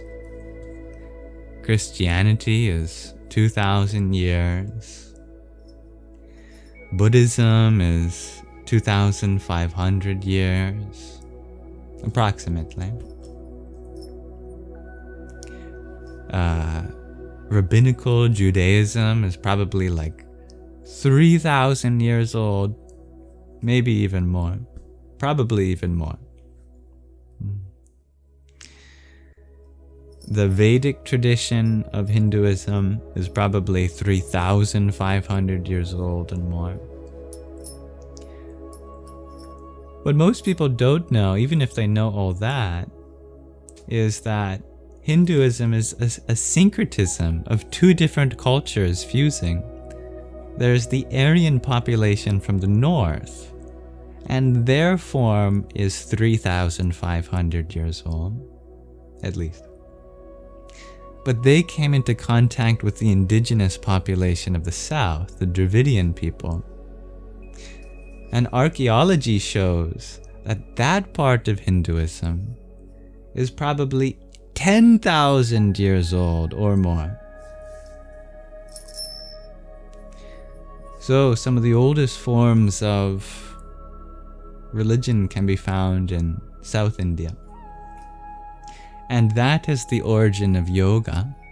It is from the Dravidian people of the south that we get yoga.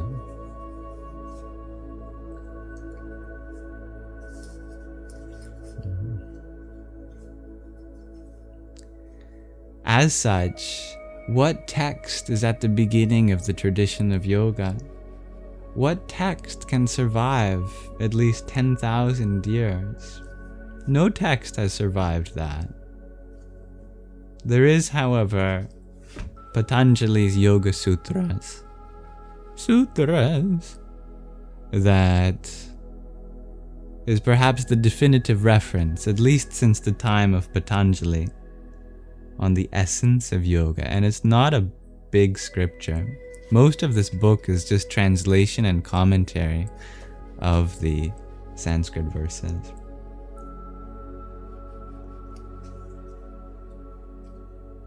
That describes the 8 limbs of yoga, Ashtanga yoga. I too would like to do that, dear Sandhya.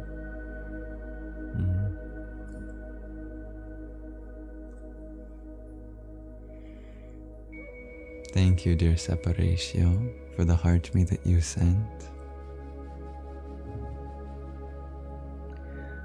Om Ravaye Namah.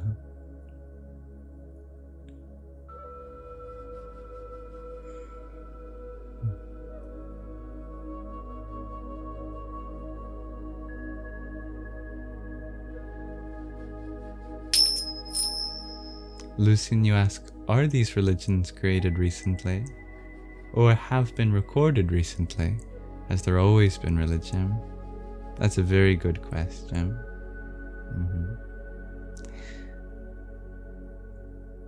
At the very least, we can say that they were recorded relatively recently. In terms of the time span of humanity, biologists say that humans evolved as a distinct species, Homo sapiens, like 100,000 years ago or something. And history begins around 10 or 12,000 years ago. And from as long as civilization has existed, 12 to 10,000 years ago, we got the debut with agriculturalism. We do find in the archaeological record sites that appear to have some ritual purpose. But the essence of religion today is not easily seen. And interpreting these findings through a modern lens, we can be biased. Religion doesn't have to be anything specific, a set of doctrines, a creed distinct from another. Religion need not even have a holy text or a particular founder. To ancient humans, religion is just a celebration of life. According to the archaeological record, the first forms of religion were fertility cults or animal worship. They emerged around the same time.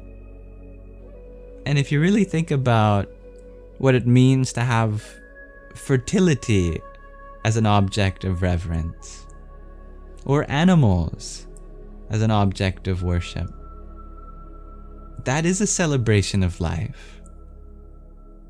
And to religious scholars, it is said that so many of the world's religions formed out of that essence, some kind of ritualistic celebration of life. So in that essence, I would say that's always been. In fact, that is kind of a trademark of life, is that every creature has some sort of practice to make the most out of life. Humans tend to just do it in a way that leaves a trace, whereas other animals tend to do it a little bit more ephemerally. They're not exactly building huge temples that stretch into the sky.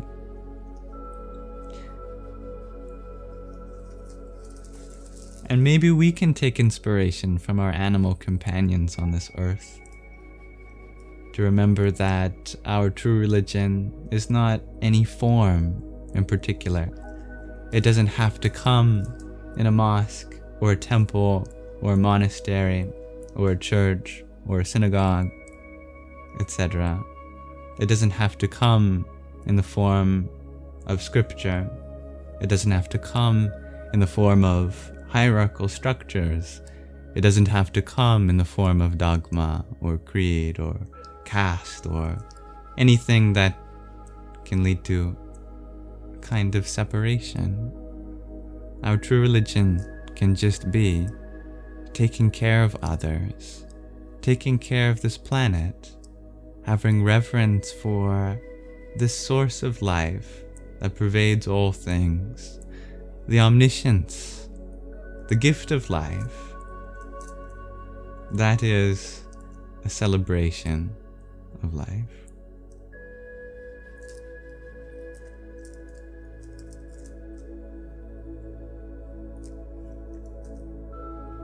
We can learn santosha from animals. I love that, Tatvamasi. Indeed.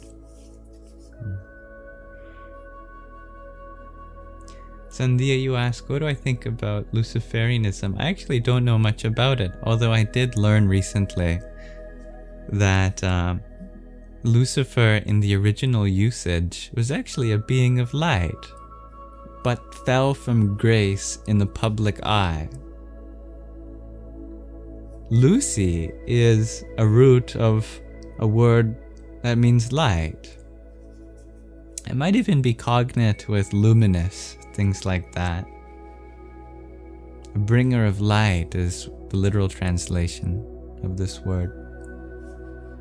But of course, things lose their original meaning over time, or we lose track of the original meaning over time. And we can even associate negativities with these things. But I know that the original paganism is a totally beautiful and valid path of describing life in terms of various divinities, and I love that.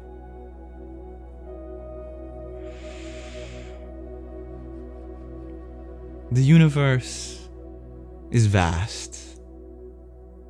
We are discovering thousands of new species every year.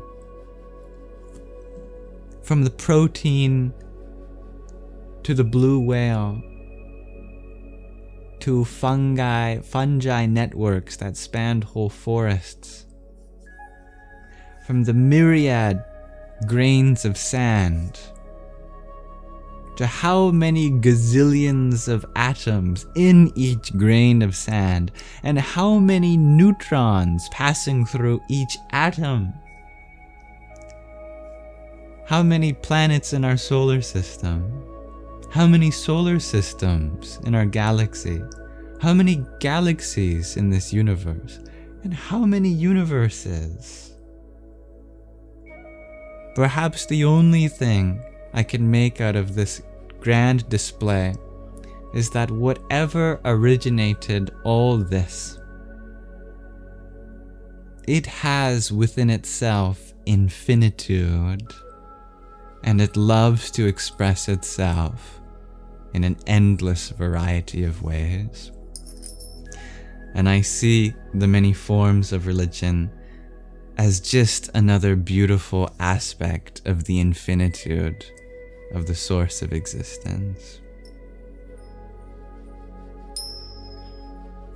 And I love that, Gimya.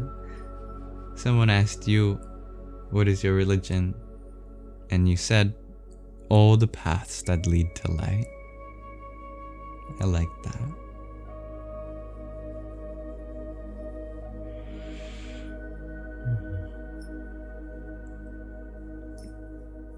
And it's okay not to understand everything. Well said, dear Loena. And if you can tell me if there's a way you'd prefer I pronounce your name, please let me know as well.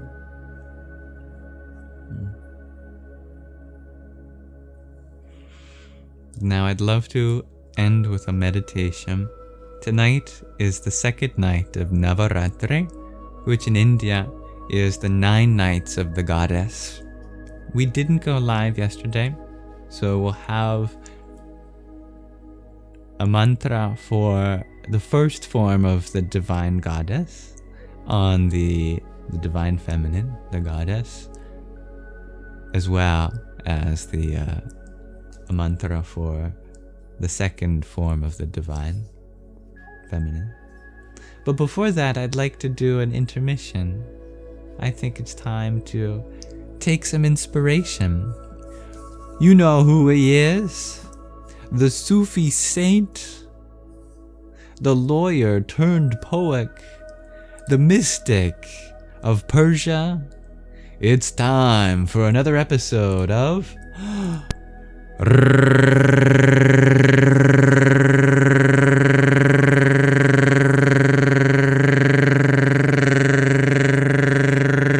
Ruminations. Glad you could join us. Let's continue where we left off in the pocket Rumi. We are still reading from the selections of the Mathnawi. This is a longer poem of his. I think that's where we left off. Yes, called heroes.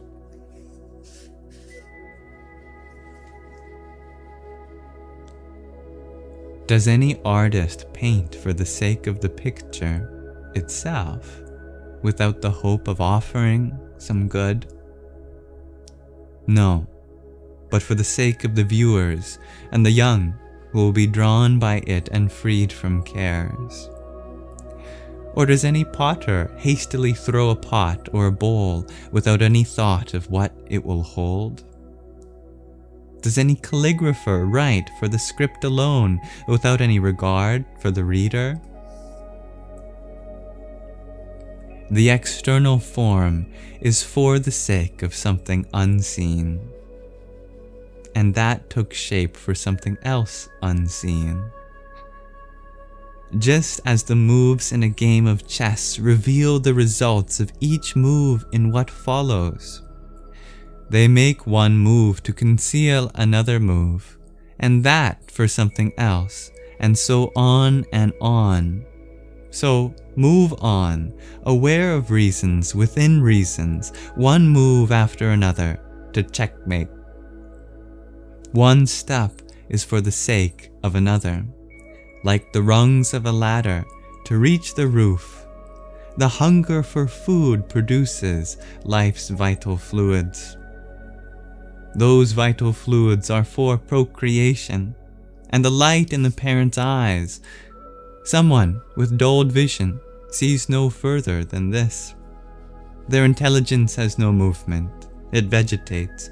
Whether a plant is summoned or not, it stays planted within the soil. Don't be deceived if the wind bends it.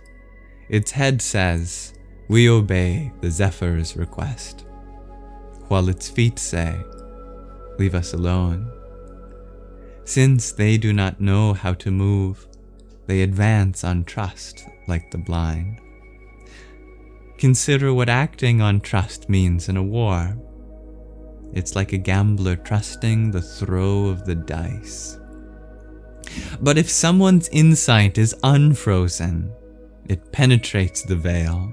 They see with their own eye in the present what will come to pass in 10 years' time.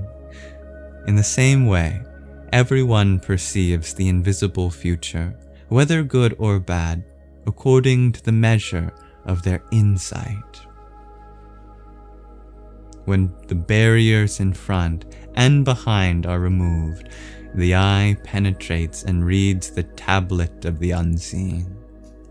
When they look back to the origin of existence, the beginning and all the past display themselves, including the argument between the angels of the earth and the divine majesty, their resistance to recognizing our father Adam as God's steward.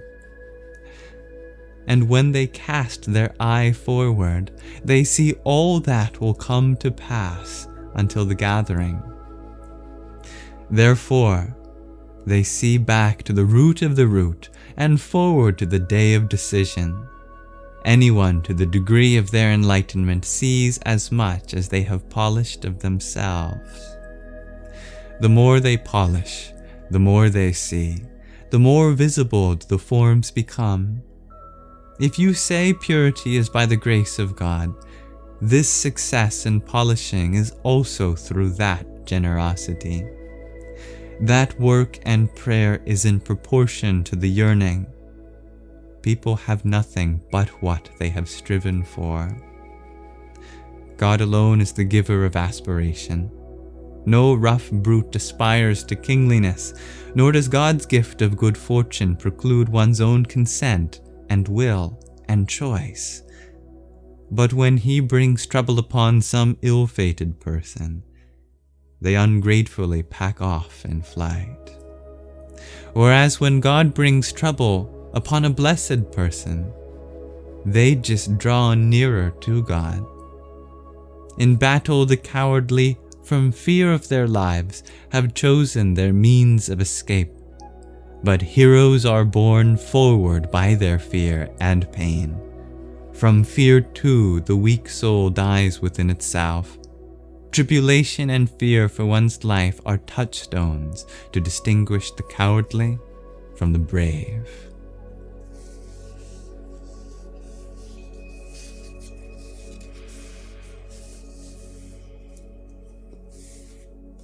Thank you for listening. That was...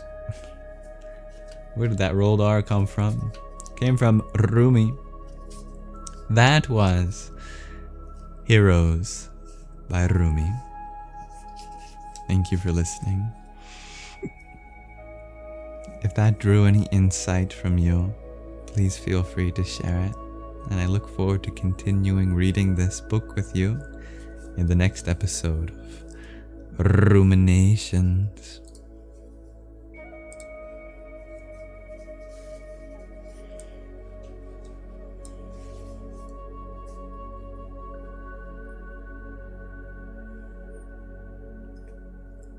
I'm glad you found that beautiful, dear Inevitable. Encore, shares Emilio. Oh.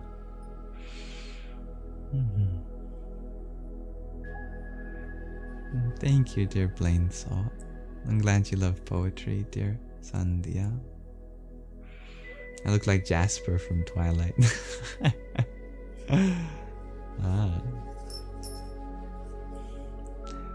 Team Edward? Team Jacob? Or Team Jasper? Yeah, it's the real question. Thank you, Inevitable, for your trio of roses.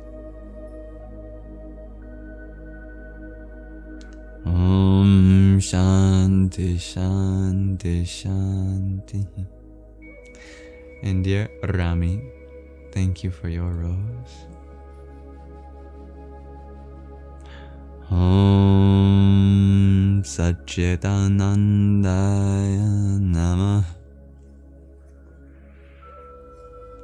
It's a good question, Lucian. Say, was Rumi ever so wise as he was when he was young? Considering that he chose the profession of a lawyer? Probably not. Anyway, no disrespect to any lawyers. On to our final segment. Nididhyasana. Now,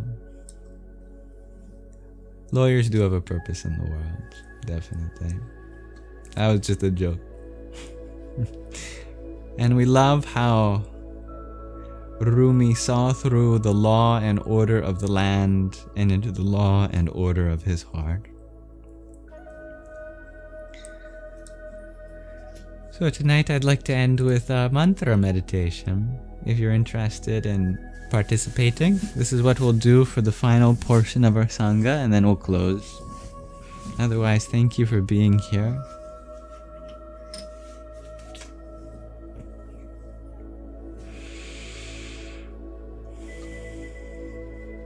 Allow me to set it up for you.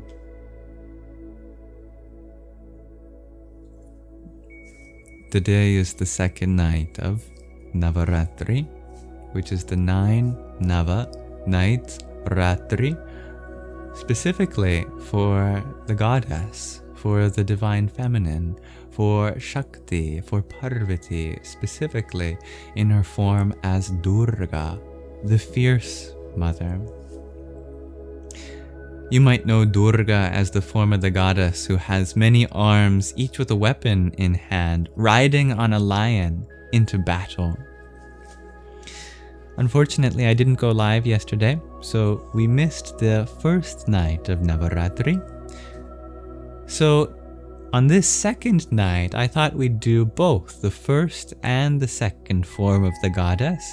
We'll put both mantras side by side, and this can celebrate the transition from the first form of the goddess into the second form. The two mantras are Om Shailaputrai Namah and Om Brahmacharyanyai Namah. You can translate Shailaputrai Namaha to salutations to the goddess of the mountain. Specifically, Shailaputra means daughter of the mountain. Shaila is mountain. Putri is daughter. Shaila Putriai means to the daughter of the mountains. You can translate Brahmacharinyai Namaha, a salutation to the goddess who needs no other. Now, this is a more interpretive translation because it doesn't literally translate to that. I am being a little funny, but that is the essence. Brahmacharya is a vow of celibacy. In modern times, it's understood as meaning that. Brahmachari literally comes from acharya, meaning the way of, and Brahman, meaning the ultimate. So Brahmacharya means the way of the ultimate, and it's interpreted in the sense of a vow as not giving too much of your energy towards intimate relations, keeping it for a higher purpose. So in the spirit of empowering the feminine, it's the sense of salutation to the goddess who needs no other. She's an independent woman. That sort of thing. So we are giving our reverence to the transition between the daughter of the mountains to the one who realizes that they need no other in order to be a full force of Shakti, the feminine. Om Shaila Putrai Namah. Om Brahmacharinyai Namah. I ran out of space to put some pronunciation pointers, so I'll just go through them now. In general, you can listen closely, since Sanskrit is an oral, transmitted language, primarily. But the dot below the M is an anuswara. This is a nasalization, so you don't even have to close your lips to make the Om. You just transition in the place of resonance into your nasal cavity.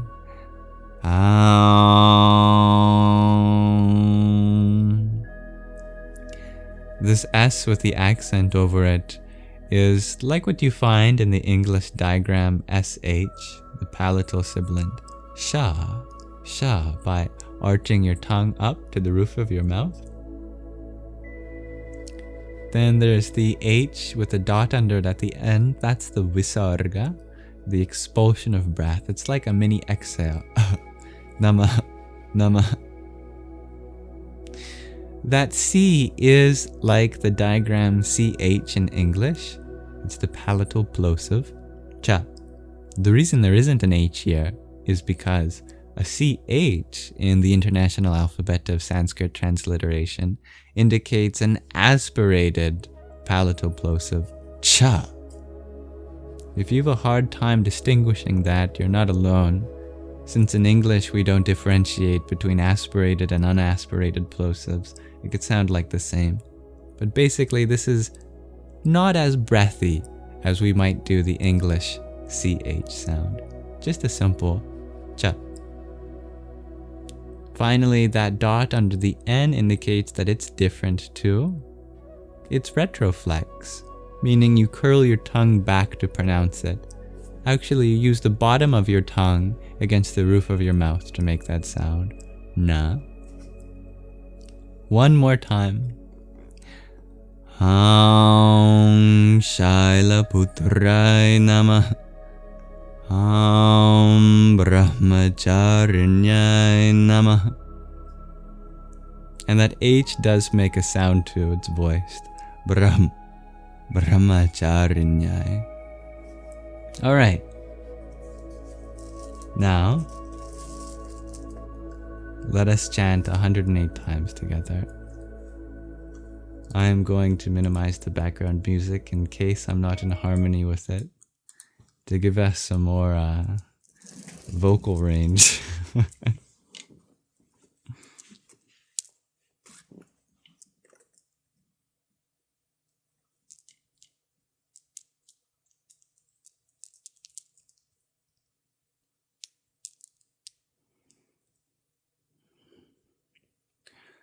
Om Shaila Putrai Namah.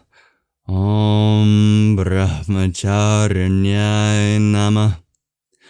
Om Shailaputraya Namah. Om Brahmacharanyaya Namah. Om Shailaputraya Namah. Om Brahmacharanyaya Namah. Om Shailaputraya Namah. Om Brahmacharanyaya Namah. Om Shailaputraya Namah. Om Brahmacharanyaya Namah. Om Shailaputraya Namah. Om Brahmacharanyaya Namah. Om Shailaputraya Namah. Om Brahmacharanyaya Namah. Om Shailaputraya Namah. Om Brahmacharanyaya Namah. Om Shailaputraya Namah. Om Brahmacharanyaya Namah. Om Shailaputraya Namah. Om Brahmacharanyaya Namah. Om Shailaputraya Namah. Om Brahmacharanyaya Namah. Om Shailaputraya Namah. Om Brahmacharanyaya Namah. Om Shailaputraya Namah. Om Brahmacharanyaya Namah. Om Shailaputraya Namah. Om Brahmacharanyaya Namah. Om Shailaputraya Namah. Om Brahmacharanyaya Namah. Om Shailaputraya Namah. Om Brahmacharanyaya Namah. Om Shailaputraya Namah. Om Brahmacharanyaya Namah. Om Shailaputraya Namah. Om Brahmacharanyaya Namah. Om Shailaputraya Namah. Om Brahmacharanyaya Namah. Om Shailaputraya Namah. Om Brahmacharanyaya Namah. Om Shailaputraya Namah. Om Brahmacharanyaya Namah. Om Shailaputraya Namah. Om Brahmacharanyaya Namah. Om Shailaputraya Namah. Om Brahmacharanyaya Namah. Om Shailaputraya Namah. Om Brahmacharanyaya Namah. Om Shailaputraya Namah. Om Brahmacharanyaya Namah. Om Shailaputraya Namah. Om Brahmacharanyaya Namah. Om Shailaputraya Namah. Om Brahmacharanyaya Namah. Om Shailaputraya Namah. Brahmacharanyaya Namah. Shailaputraya Namah. Brahmacharanyaya Namah.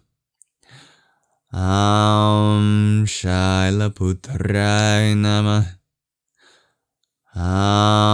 Brahmacharanyaya Namah. Shailaputraya Namah. Brahmacharanyaya Namah. Shailaputraya Namah. Brahmacharanyaya Namah. Shailaputraya Namah. Brahmacharanyaya Namah. Shailaputraya Namah. Brahmacharanyaya Namah. Shailaputraya Namah. Brahmacharanyaya Namah. Shailaputraya Namah. Brahmacharanyaya Namah. Shailaputraya Namah. Brahmacharanyaya Namah. Shailaputraya Namah. Brahmacharanyaya Namah. Shailaputraya Namah. Brahmacharanyaya Namah.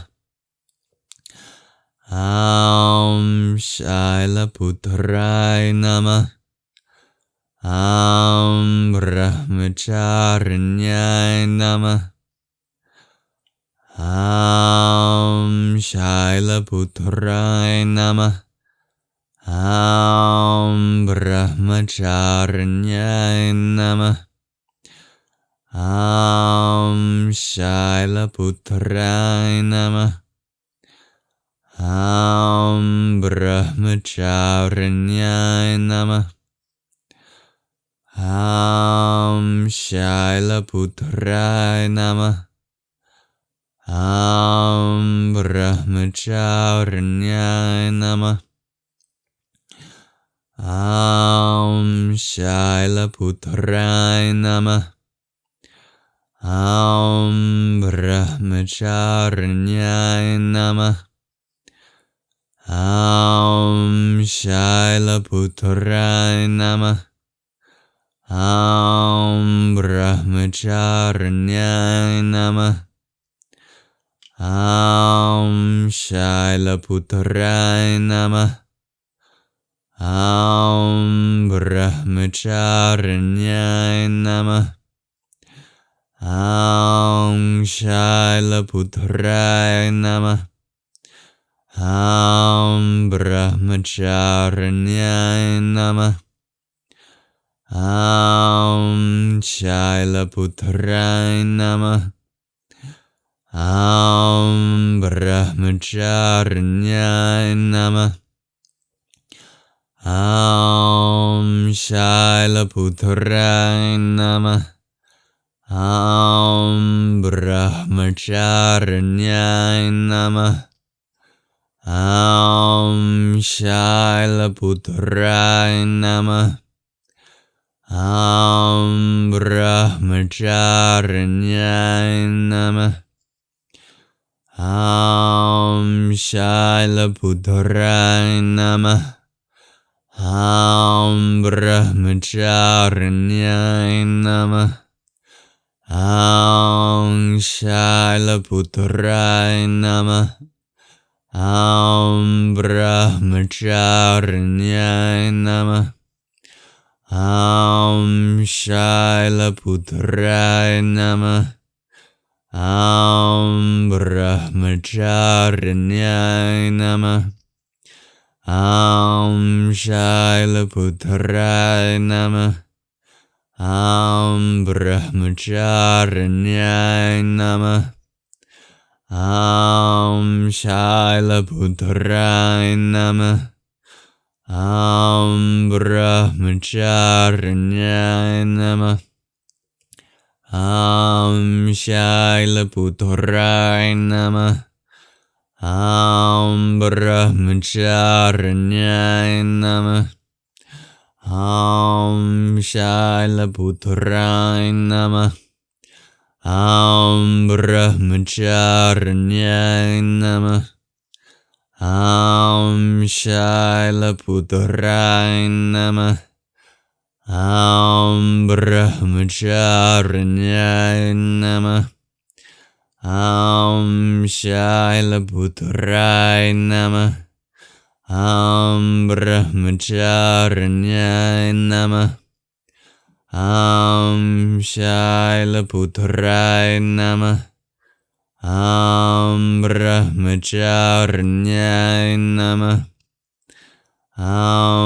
Shailaputraya Namah. Brahmacharanyaya Namah. Shailaputraya Namah. Brahmacharanyaya Namah. Shailaputraya Namah. Brahmacharanyaya Namah. Shailaputraya Namah. Brahmacharanyaya Namah. Shailaputraya Namah. Brahmacharanyaya Namah.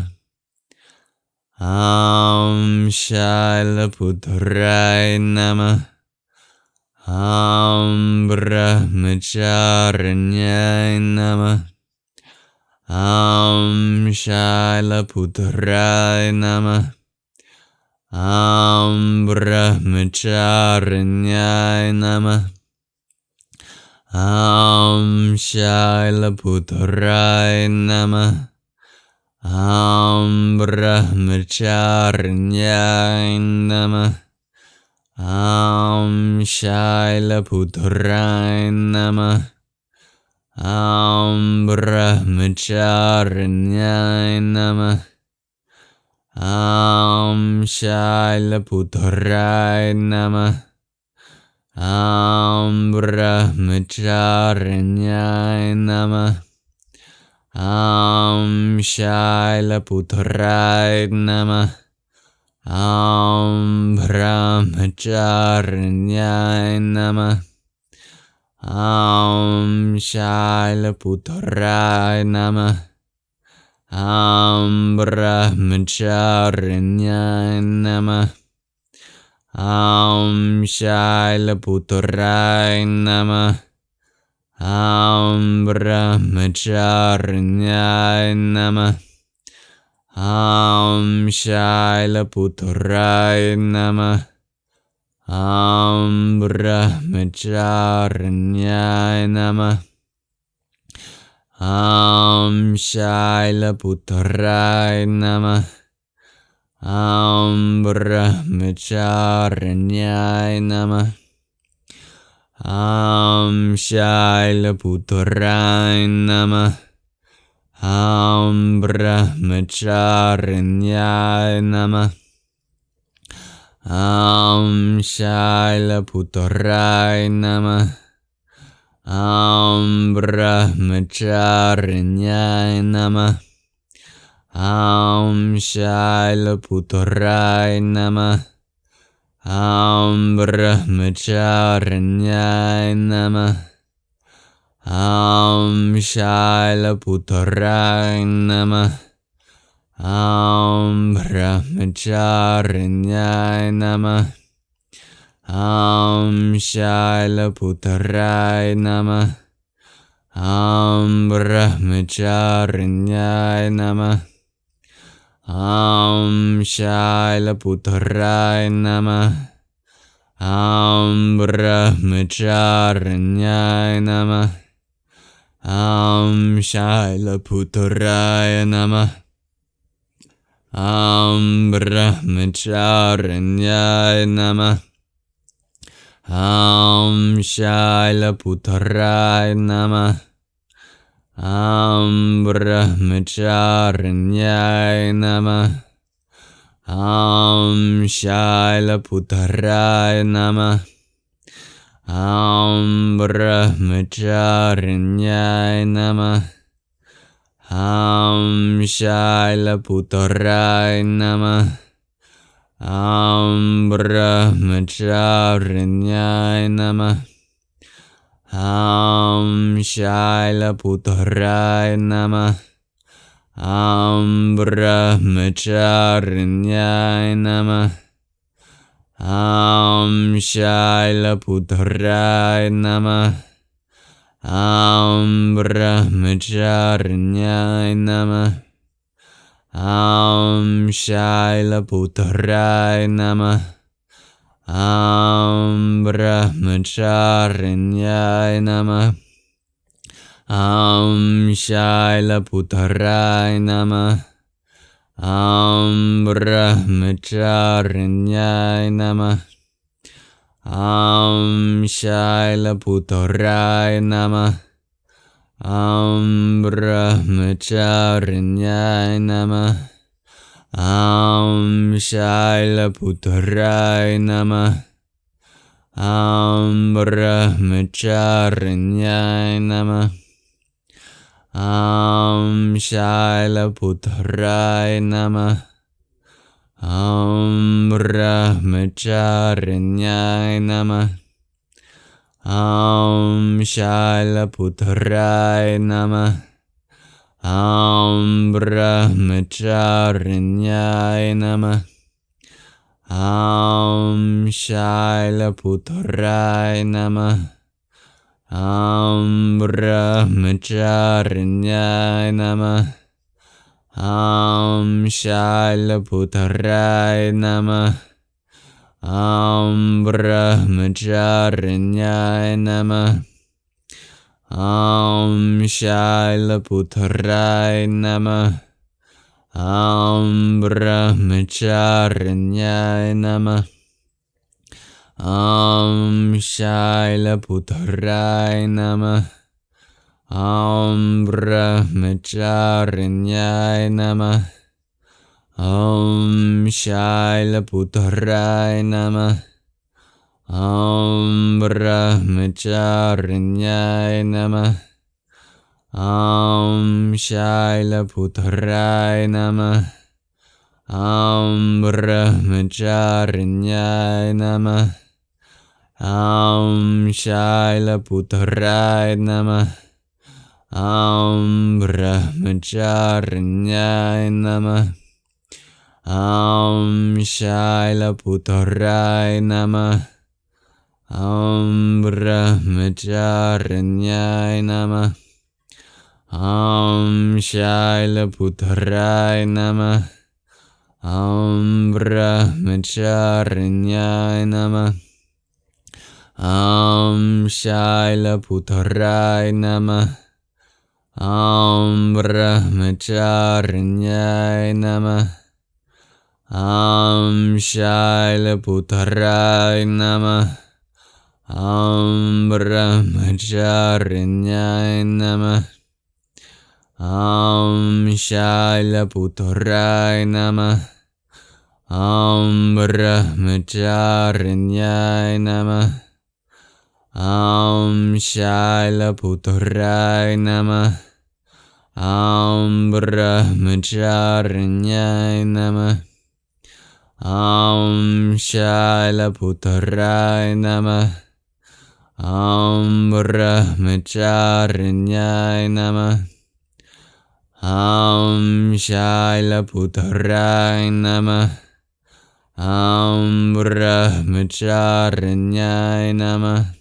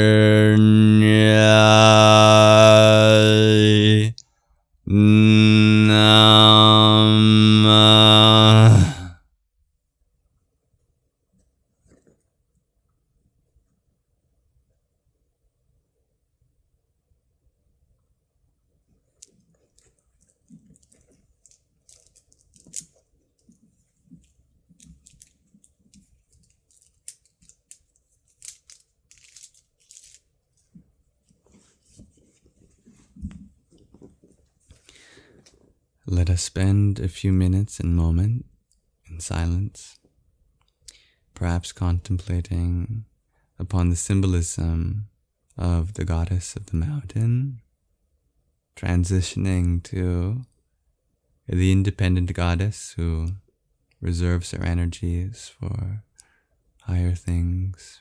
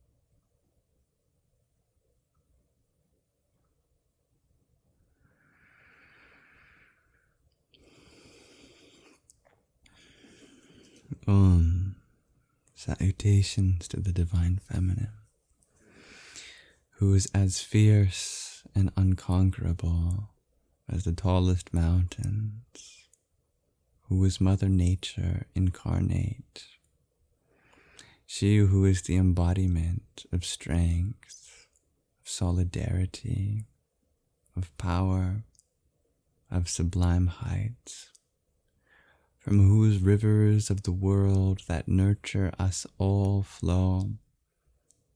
She is the stream of wisdom herself. She is full and complete. She need not exist in association to other. She is a full embodiment of existence, consciousness, and bliss herself.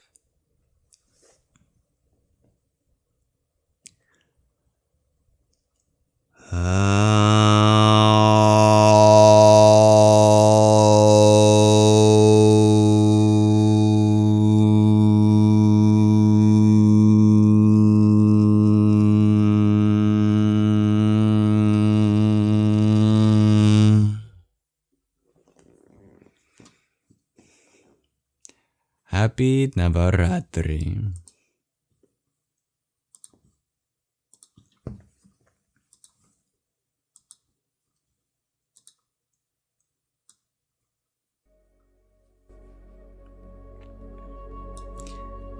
Thank you for chanting and meditating with us.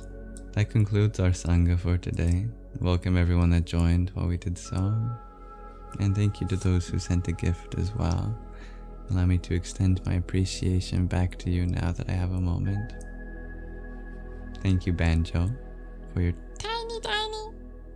Yippee. Thank you, Jacogs, for your heart me and flowers. Radhe, Radhe. Dear Marcy, thank you for your rose. Om Vamadevaya Namo Jyeshtaya Namah Shreshtaya Namo Rudraya Namah Kalaya Namah Kalevekaranaya Namo Balaya Namo Balevekaranaya Namo Balapramathanaya Namah Sarva Bhuta Damanaya Namo Manonmanaya Namah. Dear Oren, thank you for your team power.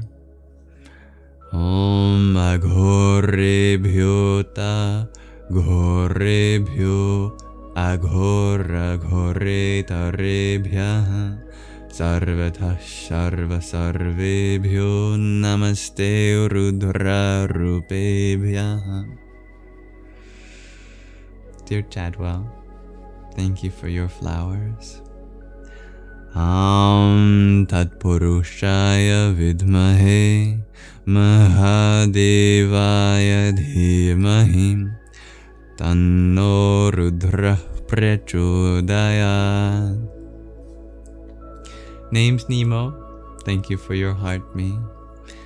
Om Ishana Sarva Vidyanam Ishwar Sarva Bhutanam Brahma Dipati Brahmano Dhipatir Brahma Shivo Me Astu Sa Eva Sada Shiva Om. And oh no, thank you for your octet of roses.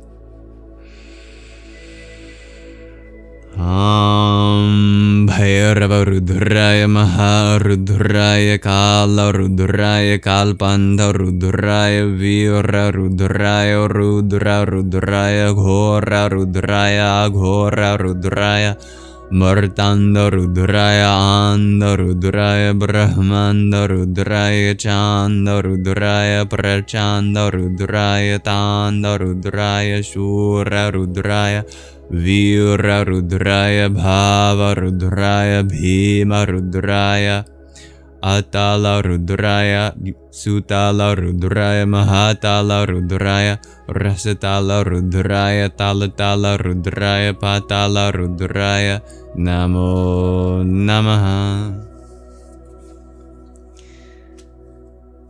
Thank you everyone for being part of the Sangha. When will I be on next? Shares Emilia. Probably tomorrow. Yes. I don't have any plans tomorrow. Unless I get humbled by nature again. I'll be back. I'll try for some time in the afternoon Pacific Standard Time.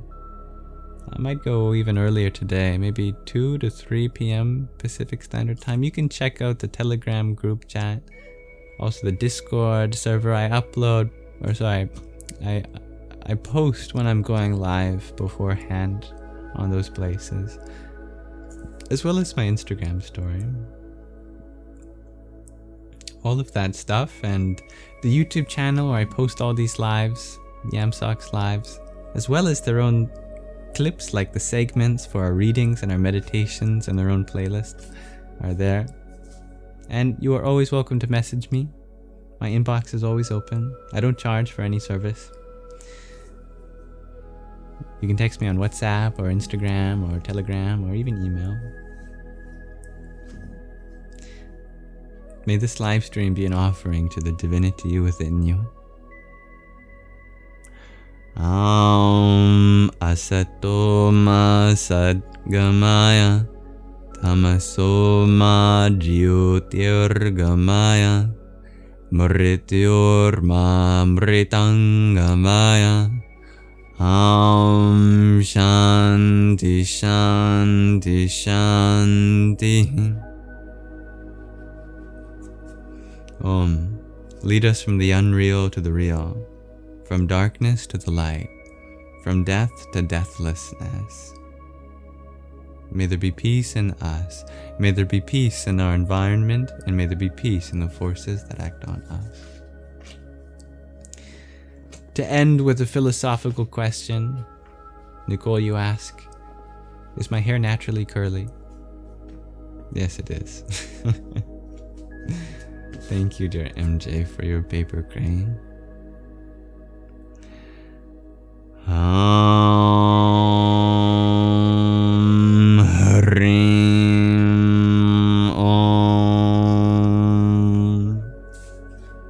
Much love to you, dear Dawn. Thank you for being part of this chant, dear G. I'll be chanting with you soon. Thank you for finding beauty in me, dear Daniel. May we find beauty in each other as reflection of the light within us all. May you all have a wonderful rest of your present moment. Namaste.